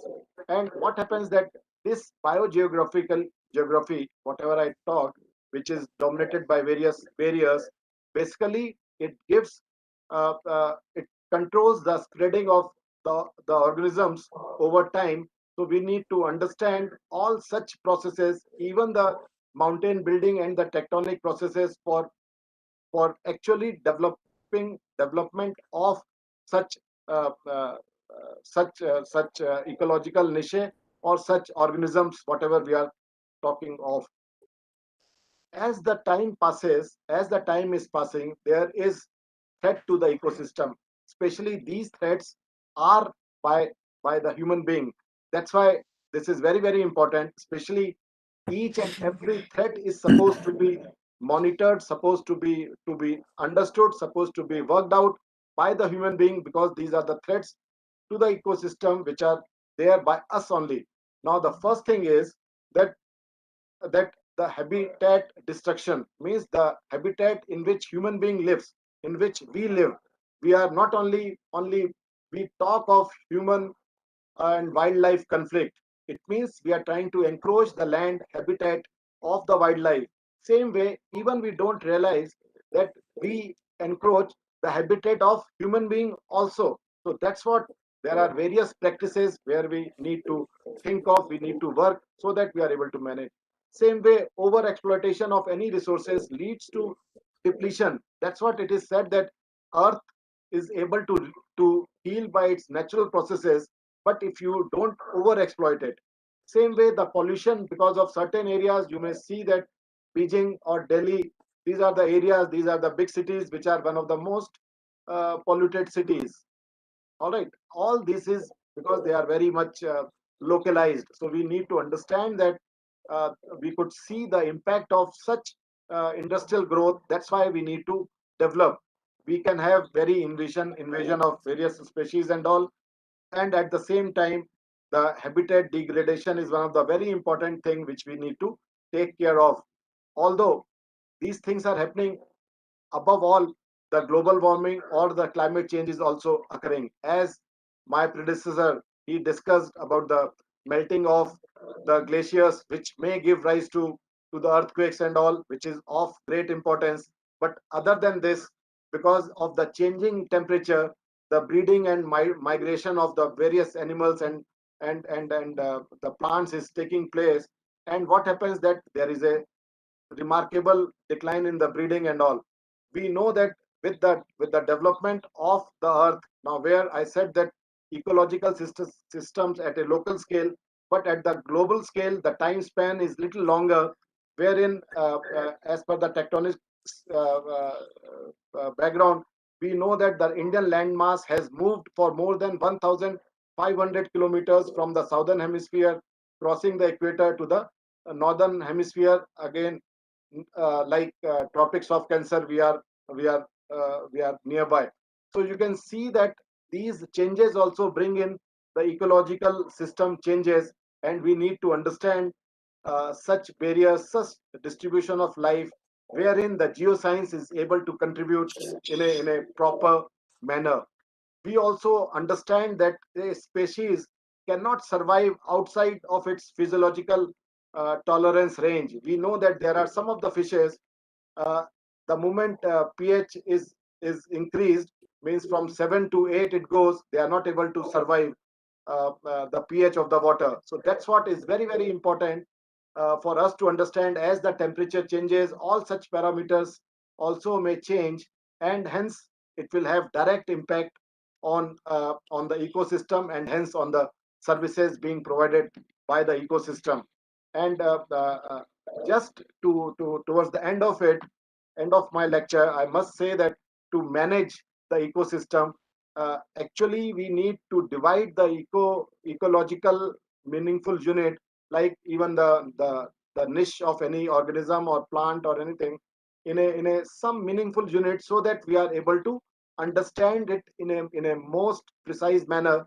Then only we can find out, after integrated assessment, which may consist of ecological assessment, which is definitely terrestrial and aquatic. As I told you, various biomes are there where various organisms or plant or animal organisms they develop, and also the socio-economic assessment, means in this, see, the some of the plants, some of the animals may not be important, may not be of use everywhere, but they may be of use at certain ecologically important places. So especially at those places which are considered to be the actual habitat of that specific plant or animal, we need to understand, and we need to understand the socio-economic assessment, and then integrate the ecological and the socio-economic assessment, and develop a range of management alternatives to get uh, uh, future conditions, so that we are able to move forward, and place suggest such an alternative for adaptive measurement, or implement it, not only implementing it, but monitoring it also. And after monitoring, if we find some gaps, we need to again move ahead and again build up a strong ecosystem management process, so that we are able to fulfill the aspiration of the future generation, as well as of the nation towards which we need to contribute. Although we know that assessment of ecosystem services through which our society is receiving the benefit, they can be improved when we broaden the spatial and the temporal scales, and using the geoscience perspective. is very, very important aspect. And earth science actually hold the key answers to the challenges so that we must overcome to preserve the environment and develop sustainably also. So just to conclude now, the geoscience perspective actually expand both spatial and temporal scales of consideration affecting the ecosystem services, which is of great importance. Because in life science, I could see Madam, I could see some of my friends in in the life science. We consider the time scale as very temporal scale as very small domain, maybe of 100 years, maybe of 1,000 years maximum. But in geoscience, we consider them on a very longer duration, millions and billions of years.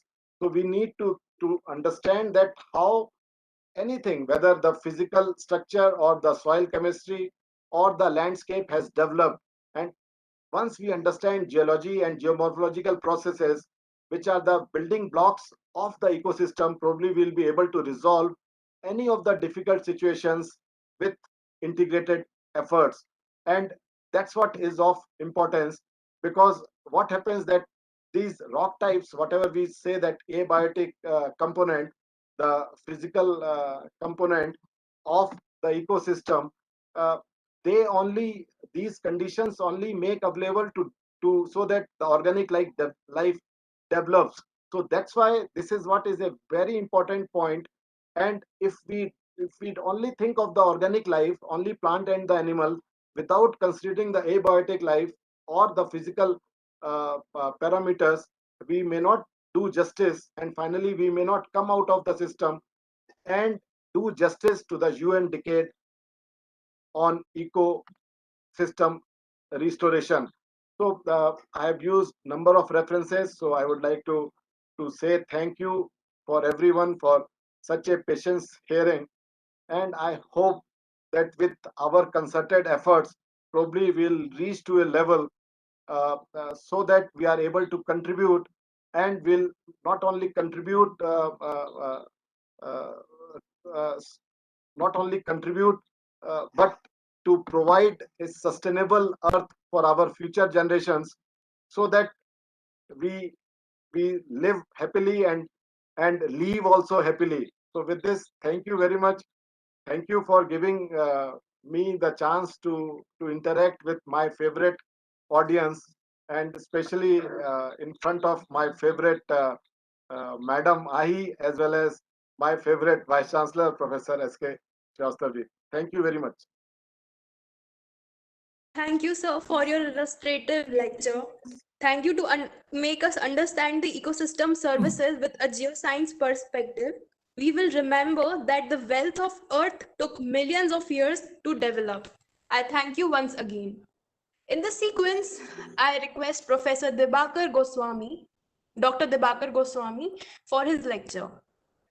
Dr. Dibakar Goswami, MTech in Applied Geology, 1975, gold medalist at Sagar University, Sagar, Madhya Pradesh, India. He completed his PhD in geology in 1993, Iowa University, Ames, USA. His experiences include Scientific Officer, Scientist B, Atomic Mineral Division, Bangalore, 1975-1976. Geologist, Oil India Limited, Duliajan, Assam, 1976-1981. Geophysicist, Senior Geophysicist, Houston, Texas, PhD graduate student at Iowa University, Ames, Iowa, USA. 1992 till present, hydrogeologist, Senior Hydrogeologist, Program Lead Hydrogeologist, Nuclear Waste Program, Washington State Department of Ecology, Richland, Washington State, USA. As the lead head hydrogeologist, Mr. Goswami supports the mission of department by providing necessary direction for the environmental cleanup of soil and groundwater at the Hanford nuclear facility, dealing with the complex problems associated with the flow and transport of groundwater contamination, risk assessment, and cleanup of radionuclides and chemicals. This position supports cross-program, interagency, and interstate duties and responsibilities. Responsibilities include coordination with the various expert panel, National Academy of Science, Nuclear Regulatory Commission, interstate federal agencies, tribal nation and stakeholders in developing and communicating site-wide policies on environmental cleanup. Also responsible in providing expert testimonies before such bodies as the legislature, litigation court on complex hydrogeological and surface water issues. He is also a subject matter expert of the American Nuclear Society on the groundwater in development of national standard. He has served as team leader of a number of teams dealing with the innovative technology development and deployment for the Interstate Technology and Regulatory Council USA since 1997.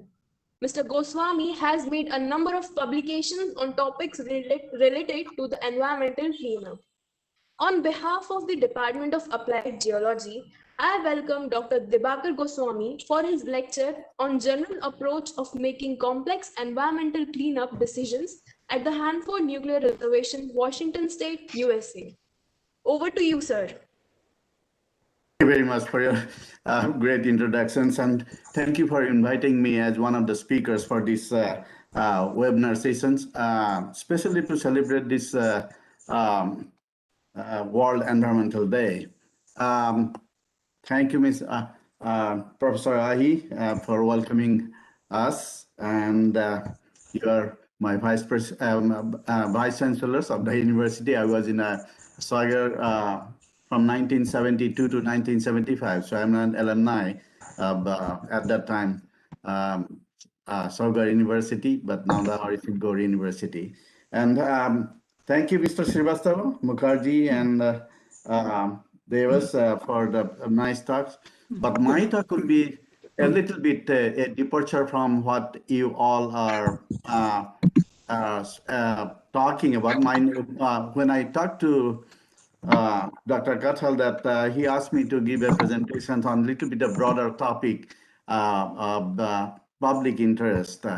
Well, the things that I'm going to talk today may not be of each of a very public interest, but it may not be liked by many because of a lot of things that I'm going to talk about that the general public don't like to hear, in the sense that it takes so much of time and energy for the public and the fund resource that they sometimes get mad. Before I start, I would like to start give a little bit of introductions about the Hanford site, but many of the things that I'll be talking, it will be a broader sense.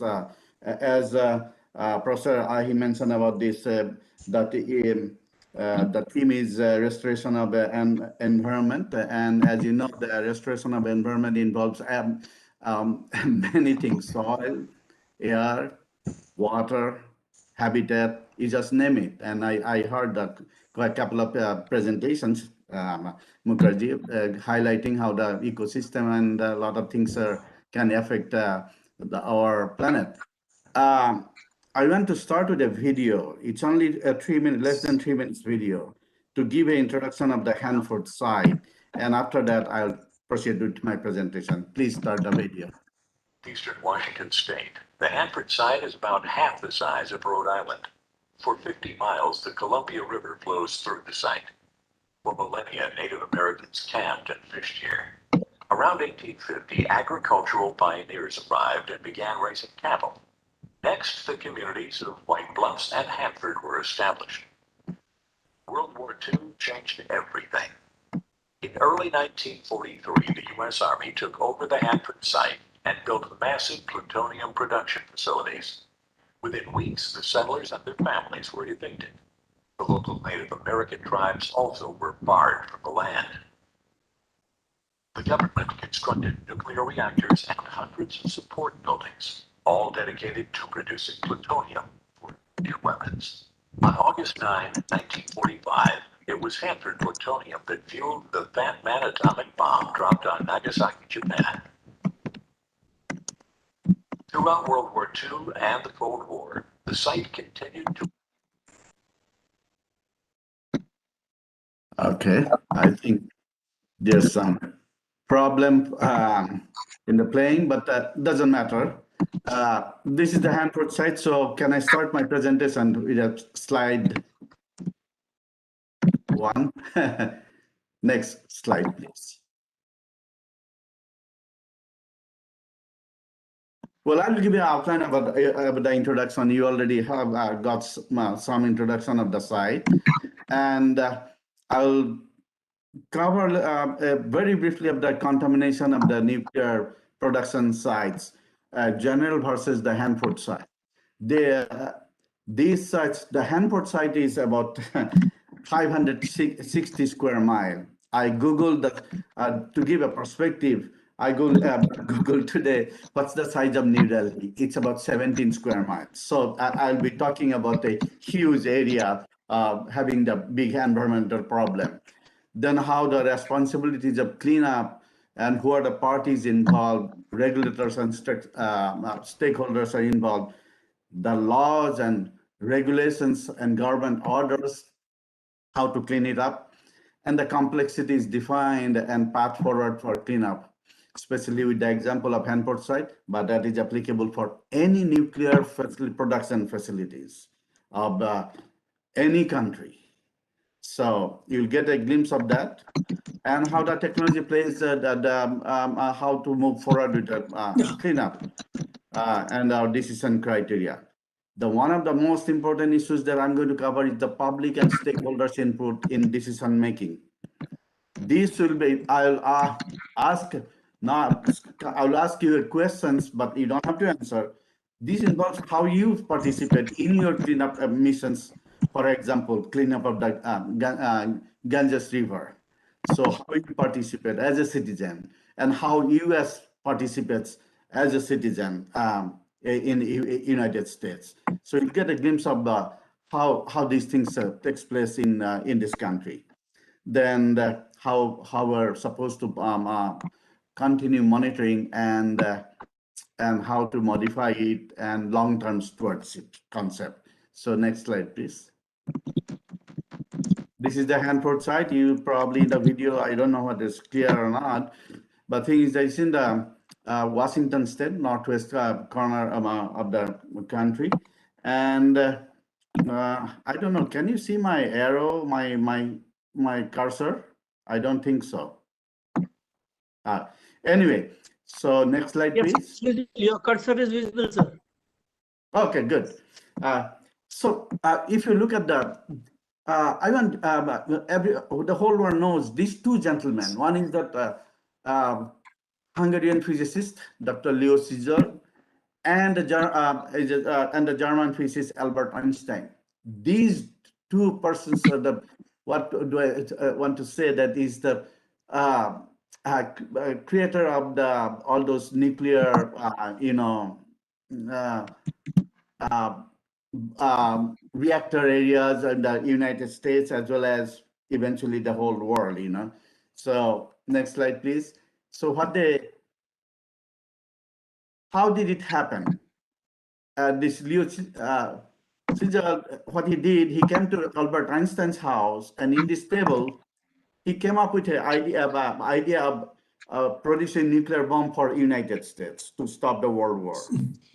So he came with a 16-page document, and he asked Einstein, can you look at my draft letter and modify it?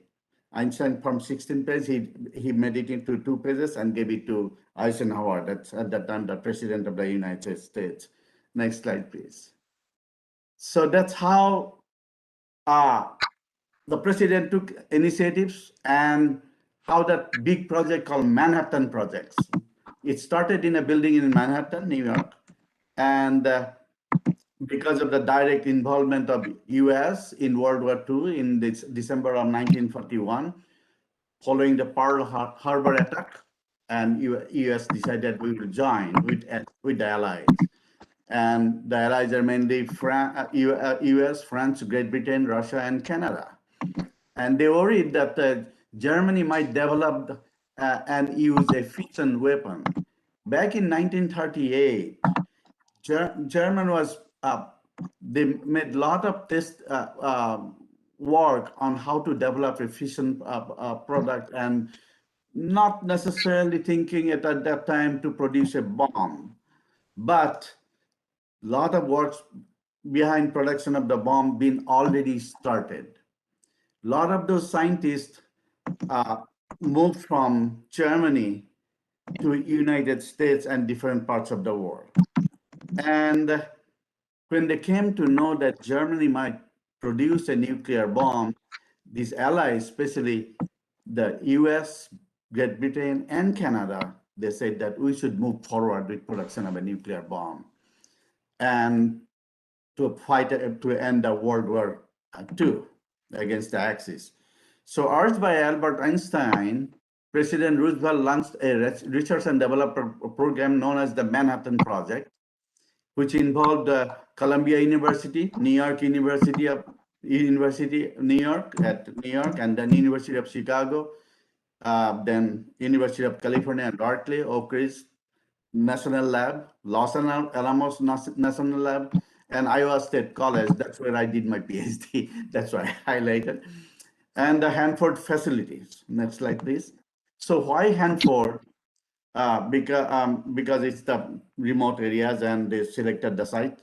The way that the first reactor was built in Hanford is that it was the first reactor, large reactor that built in, and which has about 64,000 rod of metallic uranium. Those are the fuel elements they used, and they placed inside the reactor core, and they were subjected to a nuclear chain reaction, self-sustaining bombardment with neutrons that Leo Szilard, he developed in the University of Chicago, wherein some uranium changed its composition and yielded a very small amount of element of plutonium.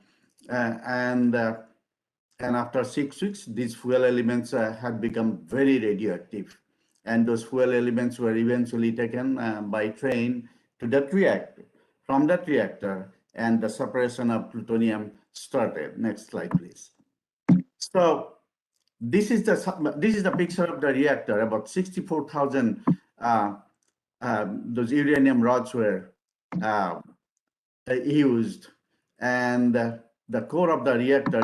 You are looking at the face of the reactor. Were cooled by the Columbia River water.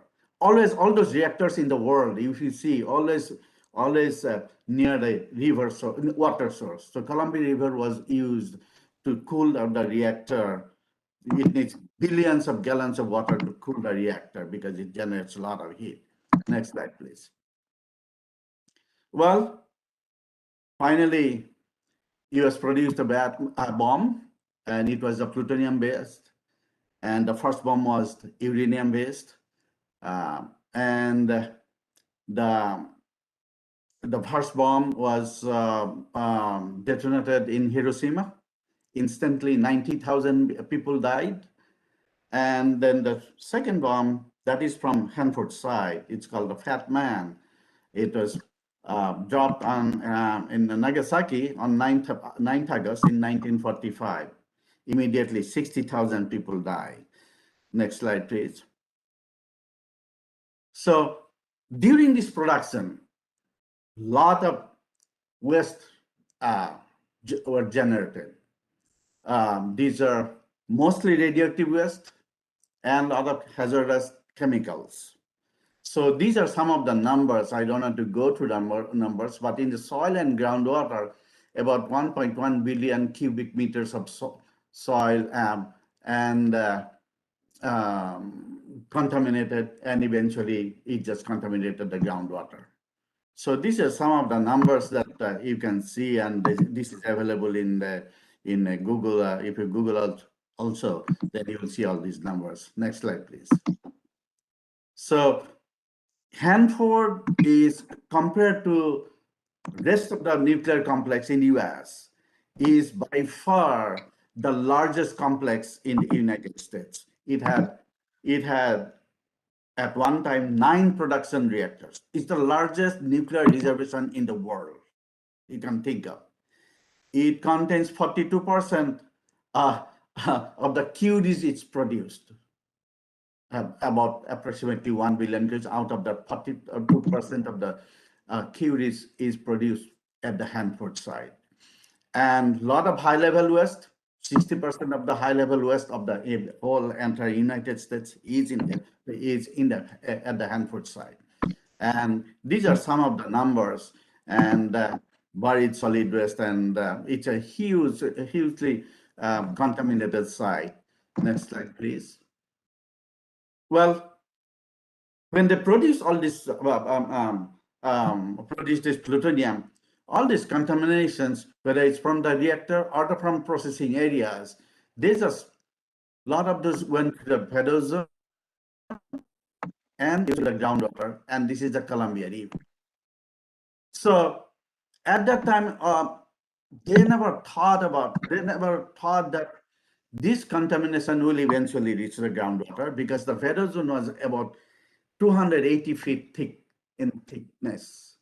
And a lot of the high-level waste were stored at a double steel tanks, million-gallon tanks at the surface itself, just 10 feet below the surface, underground tanks.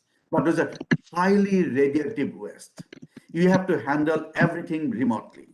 Anyway, so these 9 production reactors eventually contaminated the soil and groundwater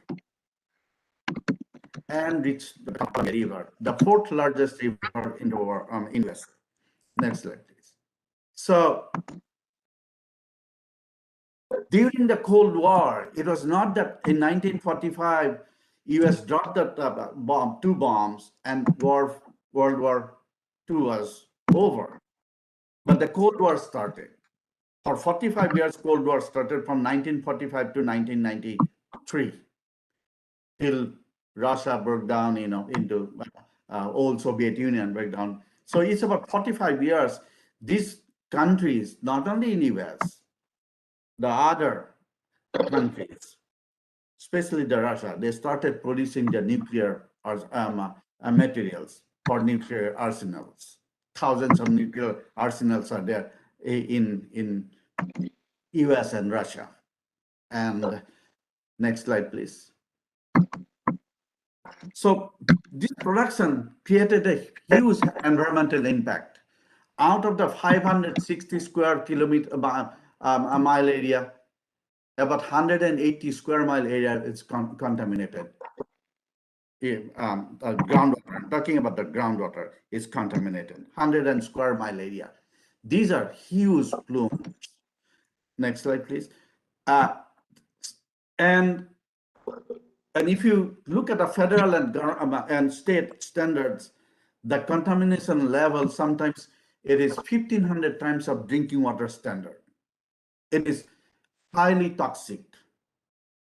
And then some of the plumes, as I said, it's about 100, this red plume, it is highly, it's about 120 square kilometer. And most of these contaminants are a number of plumes are mixed within this area. There's not only a single contaminant you will find. You will have tritium, you have iodine 129, uranium, technetium. You just name it. A lot of those contaminants are mixed together because it's been disposed at different places, eventually gone through the vero zone and eventually gone to the groundwater, and then in the flow and transfer, it just got mixed. And sometimes the mixed waste dumped into the soil.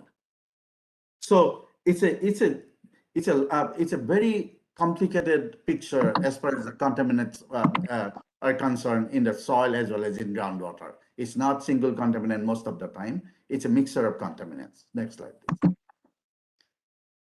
So some of them are put in the tanks. The most high-level stuffs were put in the tanks, and over the 50, 70 years, these tanks leaked, eventually got into reached the groundwater. Next slide. So next slide. So if you see, this is the 500. Okay, can you go back, please? So this is the 560 square mile area of this is the Columbia River. All the 9 reactors are located along the river corridor. And you can see some of the contaminants. This is the typical plume reaching the Columbia River. And you can see this is a Columbia. This is a pretty good. This is a hexavalent chromium plume, very toxic to the aquatic species. All these red areas are the salmon habitats. The Columbia River is one of the principal salmon river where you get salmon coming from all the way from Pacific, from Alaska and all those things. Next slide, please. So it's a big environmental disaster. This is a big picture. So how to, next slide, please. So how to now move forward with the cleanup?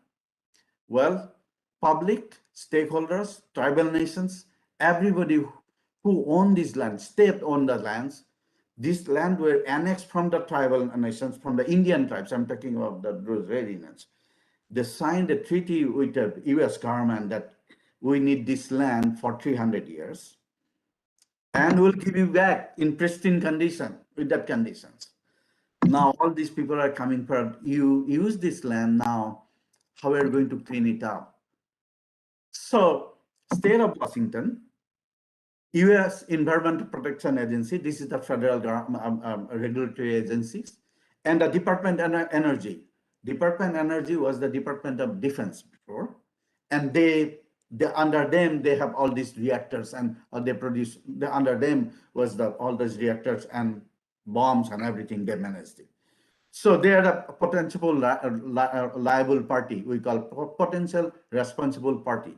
They have to clean this site according to the regulations because they signed the treaty as well as belong to the state. State wants that thing. So drivers for cleanup are a lot of federal and state laws, regulations, and acts. Acts means those treaty acts with the tribal nations. And there are lots of other applicable regulatory laws and consent decree. Lots of federal lawsuits and everything happen because of this contamination, not only at the Hanford site, but other facilities too in US. Next slide. So I want to just give, I don't have to go through this, there's a lot of write-ups. So in order to force the government that you must do that, there has to be some legal laws and rules that government must pass. So government, what did the federal government did, that legislators and in the senates, and they passed a law that is called Comprehensive Environmental Response and Compensation Liability Act in 1980. So under that law, state government must clean it up from and must have enough funding to clean this problem, not only for the Hanford site, across the United States. It is the by law. Then there is another law that it's called Resource Conservation and Recovery Act. I'm sure India has those similar things. Then under that law, whenever you use the active processes, whatever is going on, because still tanks are now operated out there, we're containing those waste. We have to maintain and see tanks are leaking or how the condition of tank. That is under the RCRA, Resource Conservation and Recovery Act. You must monitor, you must see how it is going on, and if it is leaking environmental device, you must clean it up. Then, as I mentioned about this whole thing, that you clean it up, not according to the, definitely according to the rules and law, but must have a transparent process. Transparent to the public, what you are doing, how you are doing, are you meeting the goals of the objectives of drinking water standard or whatever the thing. It is not by your things, analysis and these things. It has to be open and public, and public and stakeholders and states and regulators will check that, will monitor that. And those treaty rights, according to treaty rights, you must return to in the pristine conditions. Then there are a lot of orders, government orders, that you must do this, you must do that. And then we have the overarching National Policy Act, NEPA. That's where NEPA is the overarching. That means you must protect soil, you must protect water, you must protect air. And under this solution. So these are the drivers. The government must follow that. Next slide, please. Now, question is the public values and how publics are, different groups are involved in the cleanup decisions. It's a kind of say it's a nightmare, whenever to make a decision of cleanup. We have public and stakeholders. These are the people that they will join in your meeting and decision making. They will also look at these documents, what you are doing. Then we have the interstate, because river flows through Oregon and Washington. Oregon is the other side. They said we must be the partner. How the things are done. Similarly, I'm sure anything you do in any Narmada River projects, different states join in and these things. It's also, I'm sure in India also you have all those things. Then US Department of Energy, liable party, you must clean this up. Then the whole thing boils down to technology. Can you do that? Do you have technology? Do you have a proven technology? Then here's the cost. Cost must be borne by the a potential liable party, which is the Department of Energy, which is US government. Then there are lots of other factors. I'm going to cover that. Then we have the regulations.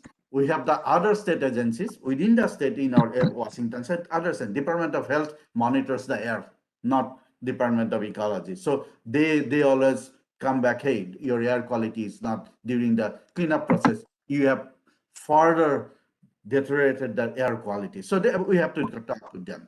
Then Environmental Protection Agency, they're the overarching regulatory agency. They delegate powers to the state in some cases, and state has that authority, but state has their own rules and regulations. And those regulations must at least at the same level as the federal state EPA or stricter. If it is stricter, the federal level that EPA must follow the stricter regulations. It is the state will guide how to clean up, what's the cleanup level, what's the risk level, and everything. The state will be the ultimate decision maker. Then we have the tribes, three tribes. Those lands, 560 square mile area is annexed from those tribal nations. I'm sure you have problems in India. You took some land from those tribal areas, we call Adivasis or whatever the areas, I don't know. But luckily you don't have probably may not have treaties, but US have treaties. Yeah, those tribal nations have sovereign, those are treated as like sovereign states or something like country kind of things. Their relationship, whenever they write a letter, they don't write to the state of us, they write to President of the United States. So their relationship at that level. Small tribe, maybe only 300 people or this thing, but those lands belong to them. US just took it over and gave some land, and in their land they wanted to make these nuclear facilities, and they annexed it with a treaty. Now they have to return it, so they have to meet all those requirements. Talk to have those three tribal nations. So putting all those people together, we as a regulator, I'm a regulator, and kind of, how do you make decision? The thing is that I'm going to talk about the process. And the thing is that what is important for me as a tribal nation is not important for the general public. Columbia River, I'm just giving one example. Columbia River was used with those tribal nations as a fishing and hunting areas. They used those areas for their livelihood. They eat those fish more than what the normal people is. They spend most of the time of their life swimming and recreation and other person than the normal people, because that's the area livelihood. They go to that areas, collect that medicinal plant and these things that all those tribal habits, burial grounds and everything, and their whole thing is different. Whenever you calculate a risk assessment, human health risk assessment, the standard human health risk assessment is not applicable for them. because they spend almost of the during summertime almost 10 hours of time in the river, exposing their body. If the river is contaminated, you are contaminating that river, you are affecting them. Then the normal people, which is the in usual calculations you do, only 3 hours of exposure to the water. But it's not the case for the tribal nations. So it's always a thing how you calculate the risk assessment, and based on that, how you develop the cleanup process. So trying to talk with these people and coming with a conclusion, a kind of a decision is hard. Finally, it's everything on balance. It's all about balance. Next slide, please. Next slide. So the primary challenges I already mentioned about, there are regulatory challenges and these things. Some of the tribal treaty regulations are a lot different than overseeing the current circular. Then technical thing is that I already mentioned about these exposure scenarios, risk assessment, lack of proven technology to clean up the site. It's so contaminated. If one technology is applicable for one contaminants, that is not applicable for the rest.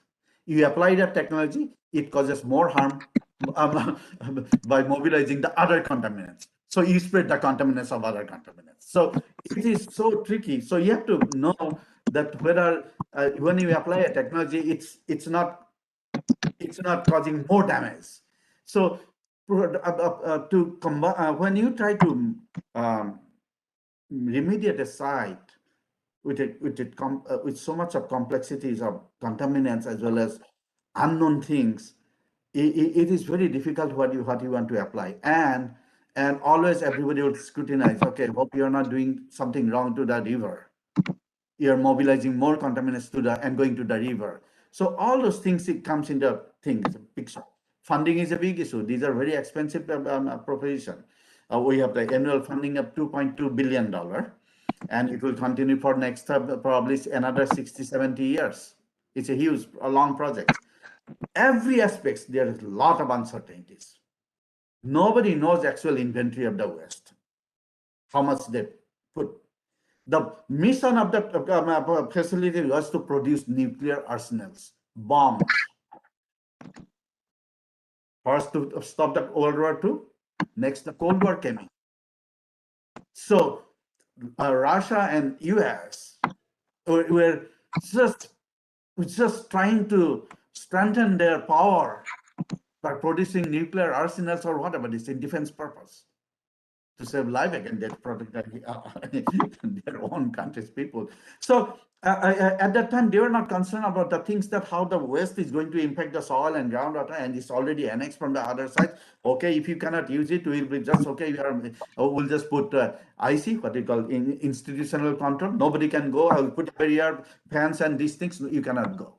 Okay, they can do that, and they still can probably. I don't know, but the rules are there. They cannot do anymore. So.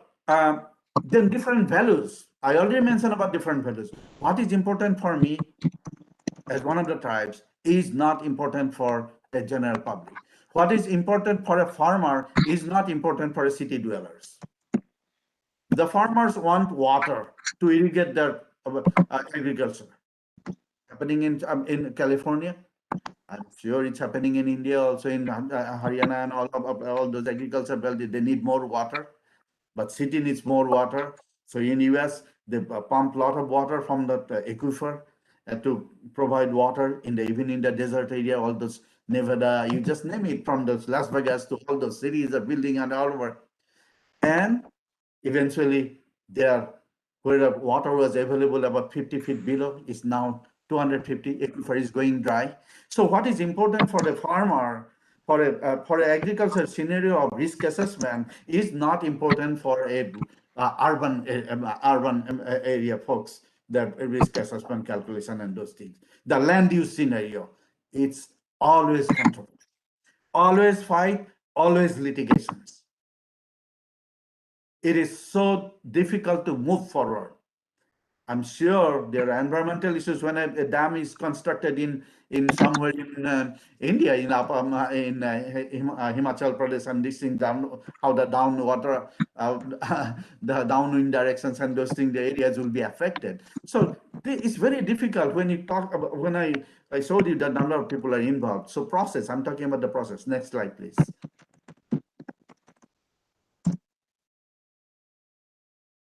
Next slide.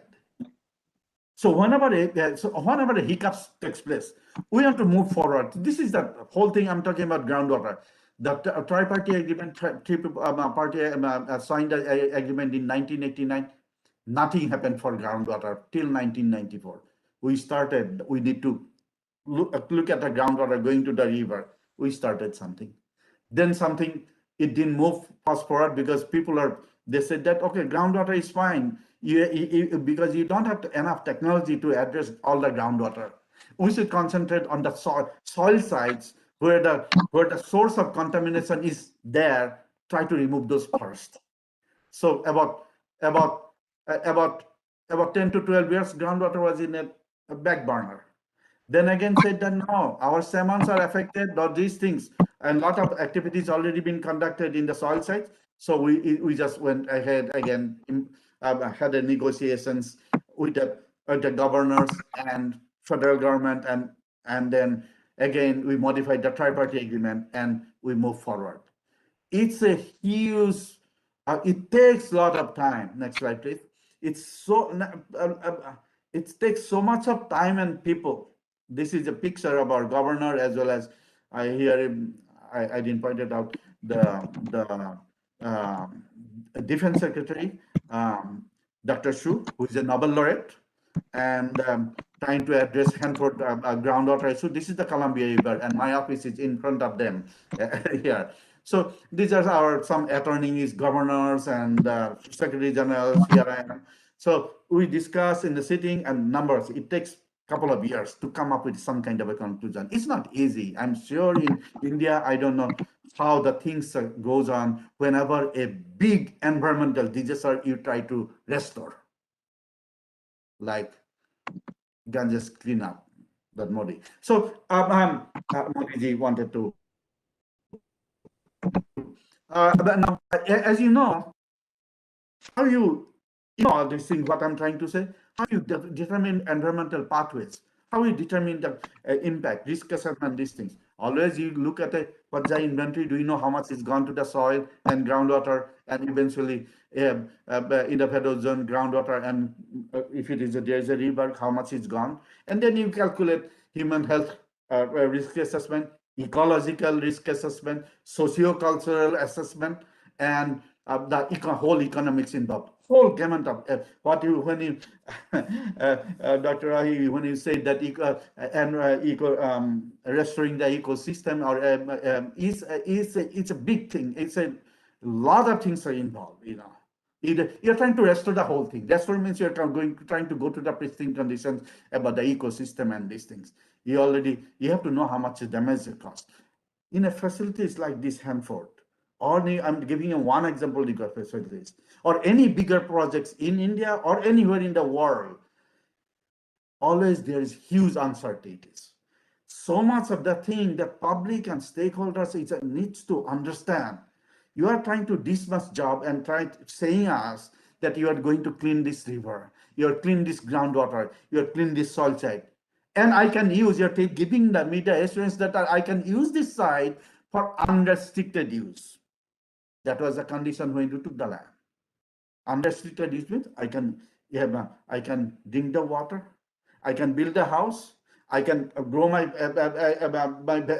vegetables, I can do everything, unrestricted use. So as well as my air will be cleaner than what it was. So they wanted to know, okay, you are trying to do that and these things, okay, are you going to meet our treaty rights? Are you going to meet those requirements and these things, those regulatory? So they have to go through before making a cleanup decision. Next slide, please. So we're trying to work on that principle, how to move forward. Always we look for commonly held principles. Okay, these 15 things, what is your common theme? Forget about the differences. What's your common thing? What do you want?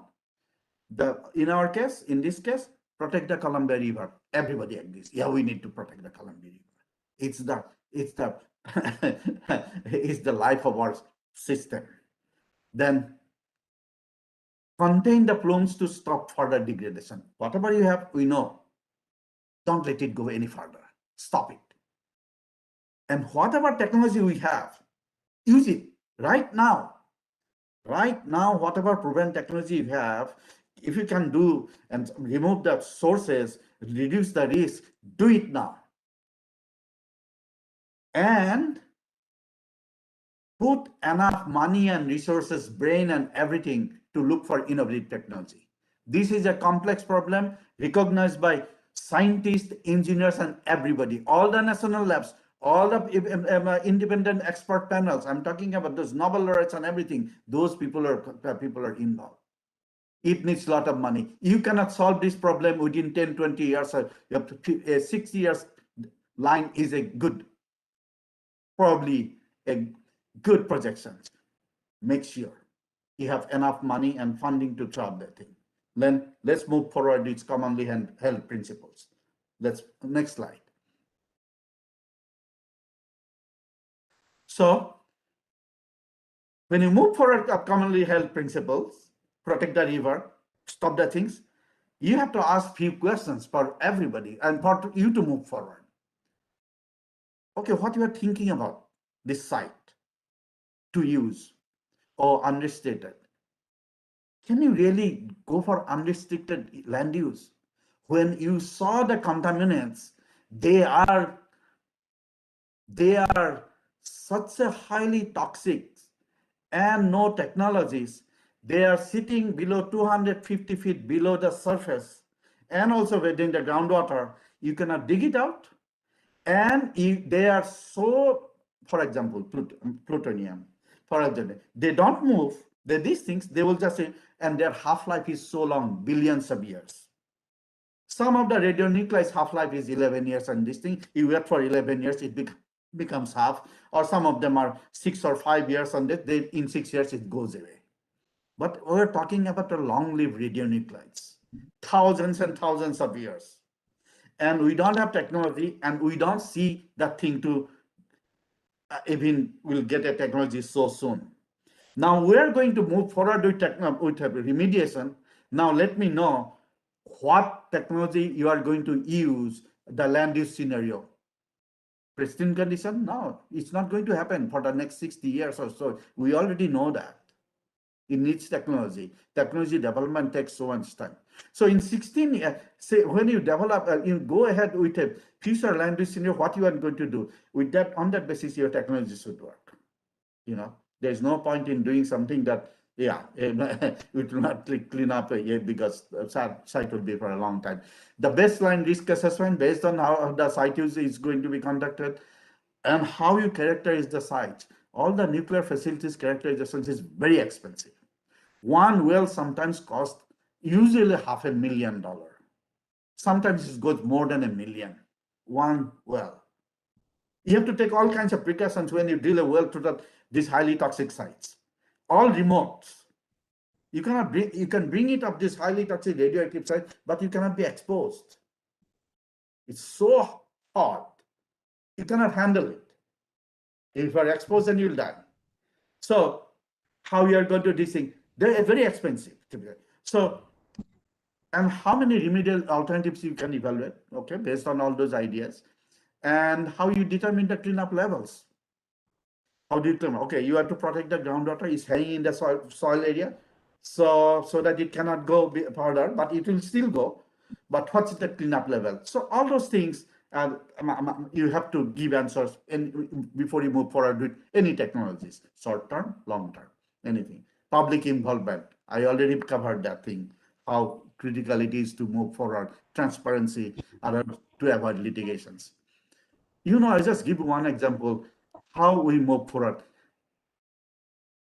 After 20 years of dialogue among tri-parties, 3 tribal nations, stakeholders, public and environmental, then we propose these are the things we need to do. 20 hours, 260 advice letters to the expert panels, to this and that, everybody that, okay, this is the right thing. We brought independent expert. We always emphasize on independent experts because DOE is a Department of Energy, potential liable party is a big group. They have money, resources, federal government, and they don't want to spend. Something they think that, oh, it will stay forever. Some scientists say, oh, there is no point in, because no economic benefit from that, doing this kind of things. All those things or interest group comes in. So it's a very high, in a very different situations for different groups of people. Next slide, please. I think I should move fast. Okay, so we identified some specific goals based on those principles, like stop contamination going to the river in order to stop that, clean up all the soil sites along the river, and do some groundwater remediations. So these are some of the things. First, then there are lots of waste in the central plateau, center of the area where processing took place. We want to stop those going to the river. So those are some specific goals based on the studies and analysis we developed to move forward. Next slide, please. This again, safety is another most important. This legacy where safety is the very important thing. Make sure nobody is exposed and you handle very safely. And always look for institutional control. These are long term. We have to, no matter what, we have to put some institutional control. We cannot let people to go access water and these kind of things. So next slide, please.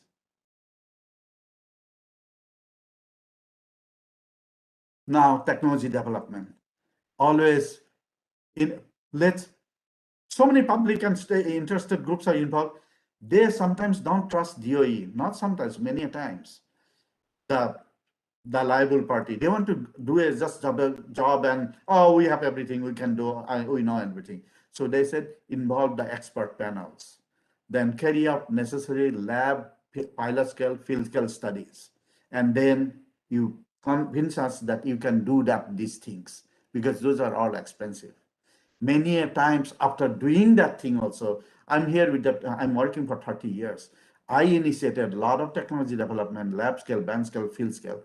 Eventually, when a larger scale things, when I applied that for a large scale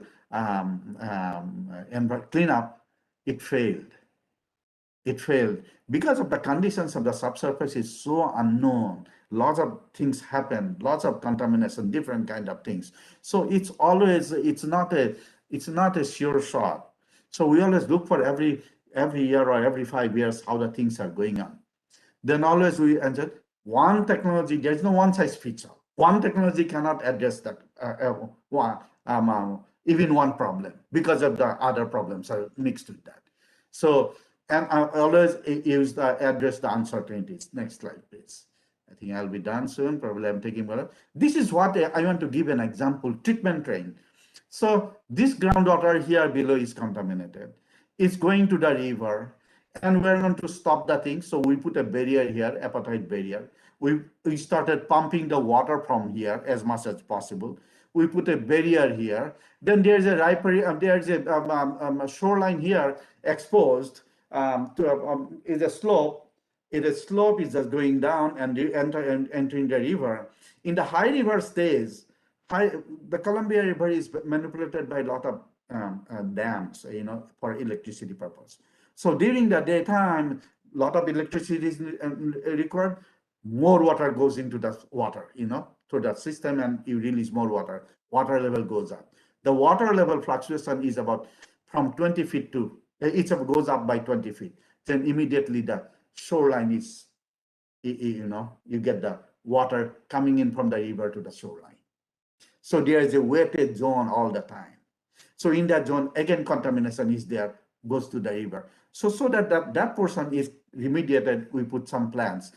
These are for strontium removal. These plants selective absorption of strontium takes place. There are species which selectively absorb your certain contaminants.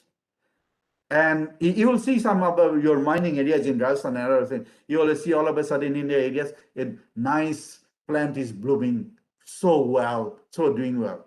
And you analyze that thing, it's mostly highly lead or zinc or something like that. You will find those are the hyper accumulators. So we put hyper accumulators, remove selectively, fast growing. And before these plants produce seeds and everything, because plants has all those radioactive material in their shoots, leaves and everything. We cut the tree, again let it grow, cut the tree, let it grow. So it's a treatment train. That is what I'm saying. One technology, there's no single bullet that you can really take care of the whole problem. Next slide. So this is a barrier. Again, role of technology is a very important thing. This is the Columbia River. Strontium is going directly to this river. So we put a barrier, that's permeable barrier we're talking about. Then we're pumping the water from groundwater here, as well as we are treating some chemical treatment so that we can stop chromium in this case going to the river. Hexavalent chromium, chrome 6, we reduce to trivalent, and settle it and become, it's a trivalent chromium is non-toxic. So in next slide, please. Yes, in brief, I want to conclude that complex sites need multiple approaches. Think about your a complex sites in India that you are trying to clean it up. Usually there is no one size fits all concept. It's there's multiple things happening. Now Ganges cleanup is going on. There are lots of cities next to the Ganges River. They're disposing a lot of chemicals and all those kind of. So that's it. You must know. Contaminants are often mixed, needs multiple technologies. Move forward with commonly held technologies. Next slide, please. I think next slide. I think public involvement in our system is most important things. And you saw that how things can really delay the things. Cleanup take a long time because of multiple factors that I already mentioned, and long-term monitoring and stewardships will be very important. Even after application, even after cleanup, ultimately it will take long time to monitor. You must monitor it for a long time. Next slide, please. I think I'm done. Any questions? I think I took a lot more time than I was allotted. Yeah. Thank you.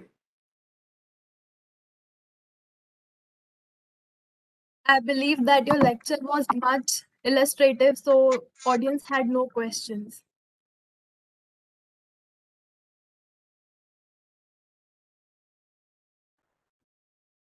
So today we had an opportunity to hear your thoughts, and this definitely is encouraging us in our future events. And yes, sustainable environment is all about maintaining equilibrium. Much gratitude for your time and words, sir. Thank you again.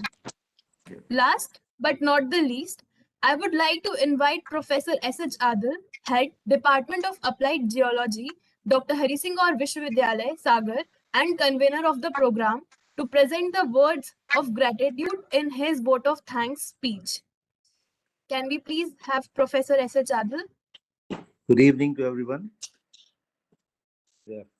So this is a very tough time for me to thanks out. I should thank to all of my dear colleagues and the chief guest of the function, particularly to the Professor S.K. Srivastava, the Honorable Vice Chancellor of the Northeastern University, for providing an elusive talk on the subject related to the sustainable environment. So I once again thank him for his elusive talk and very well thought. Secondly, I would also like to, in this particular chain, put my sincere thanks to the Honorable Vice Chancellor, Madam Professor J.D. Ahi of this particular university, of Dr. Harisingh Gour University, for welcoming the chief guest and the speakers of the evening, and also an introductory part of this particular function or the webinar. So thank you, madam, for your elusive and very well thought saying of the day. And I will like to put my apology to Professor S.K. Mukherjee for his incorrect printing of his name in the banner. So I once again, sorry, sir, but I It is also all thank right. you very much. No issue. Thank you. नाम में क्या रखा है? नाम ज्यादा Thank you very important much.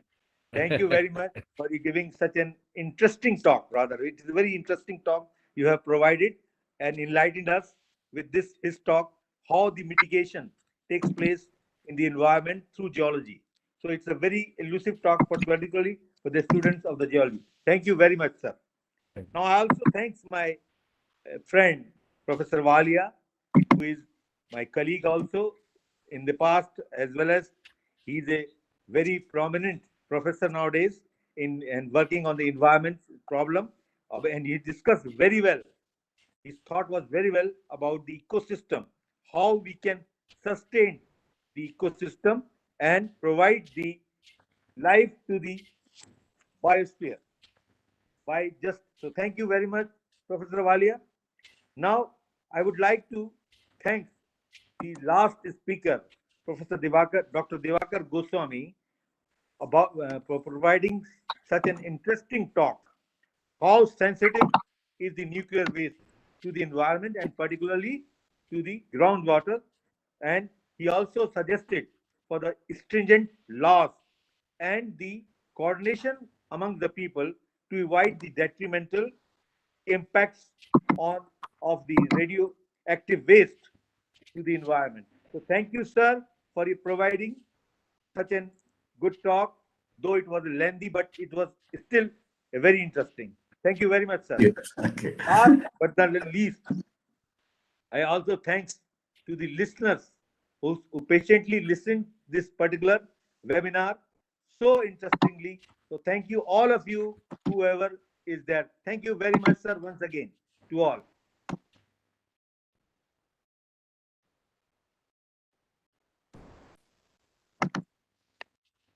Over to Shravya. At the end, I request all of you to kindly turn on your camera so that we can get some snapshots of the program. How to do it?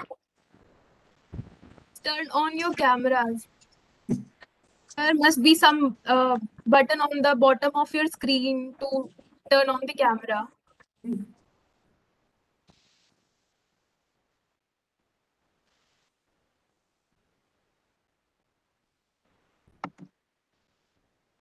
Thanks a lot. Thank you. Thank you. I personally thank Datta Saab and also PS Parihar Saab on behalf of Department of Applied Geology. And there are so many very good listeners like Shri Arun Bhatt, a retired IS officer, Professor P.K. Khare, I found him. Now my own will. And I also thank Mr. A.S. Khan from GSI, retired Deputy Director General, Dr. D.K. Singh, also G.C. Gautam, and Professor J.L. Jain from Sagar University for their very patient listening to our program. Thank you very much. Thank you. Okay. Thank you. Thank you all. Thank you. Yeah.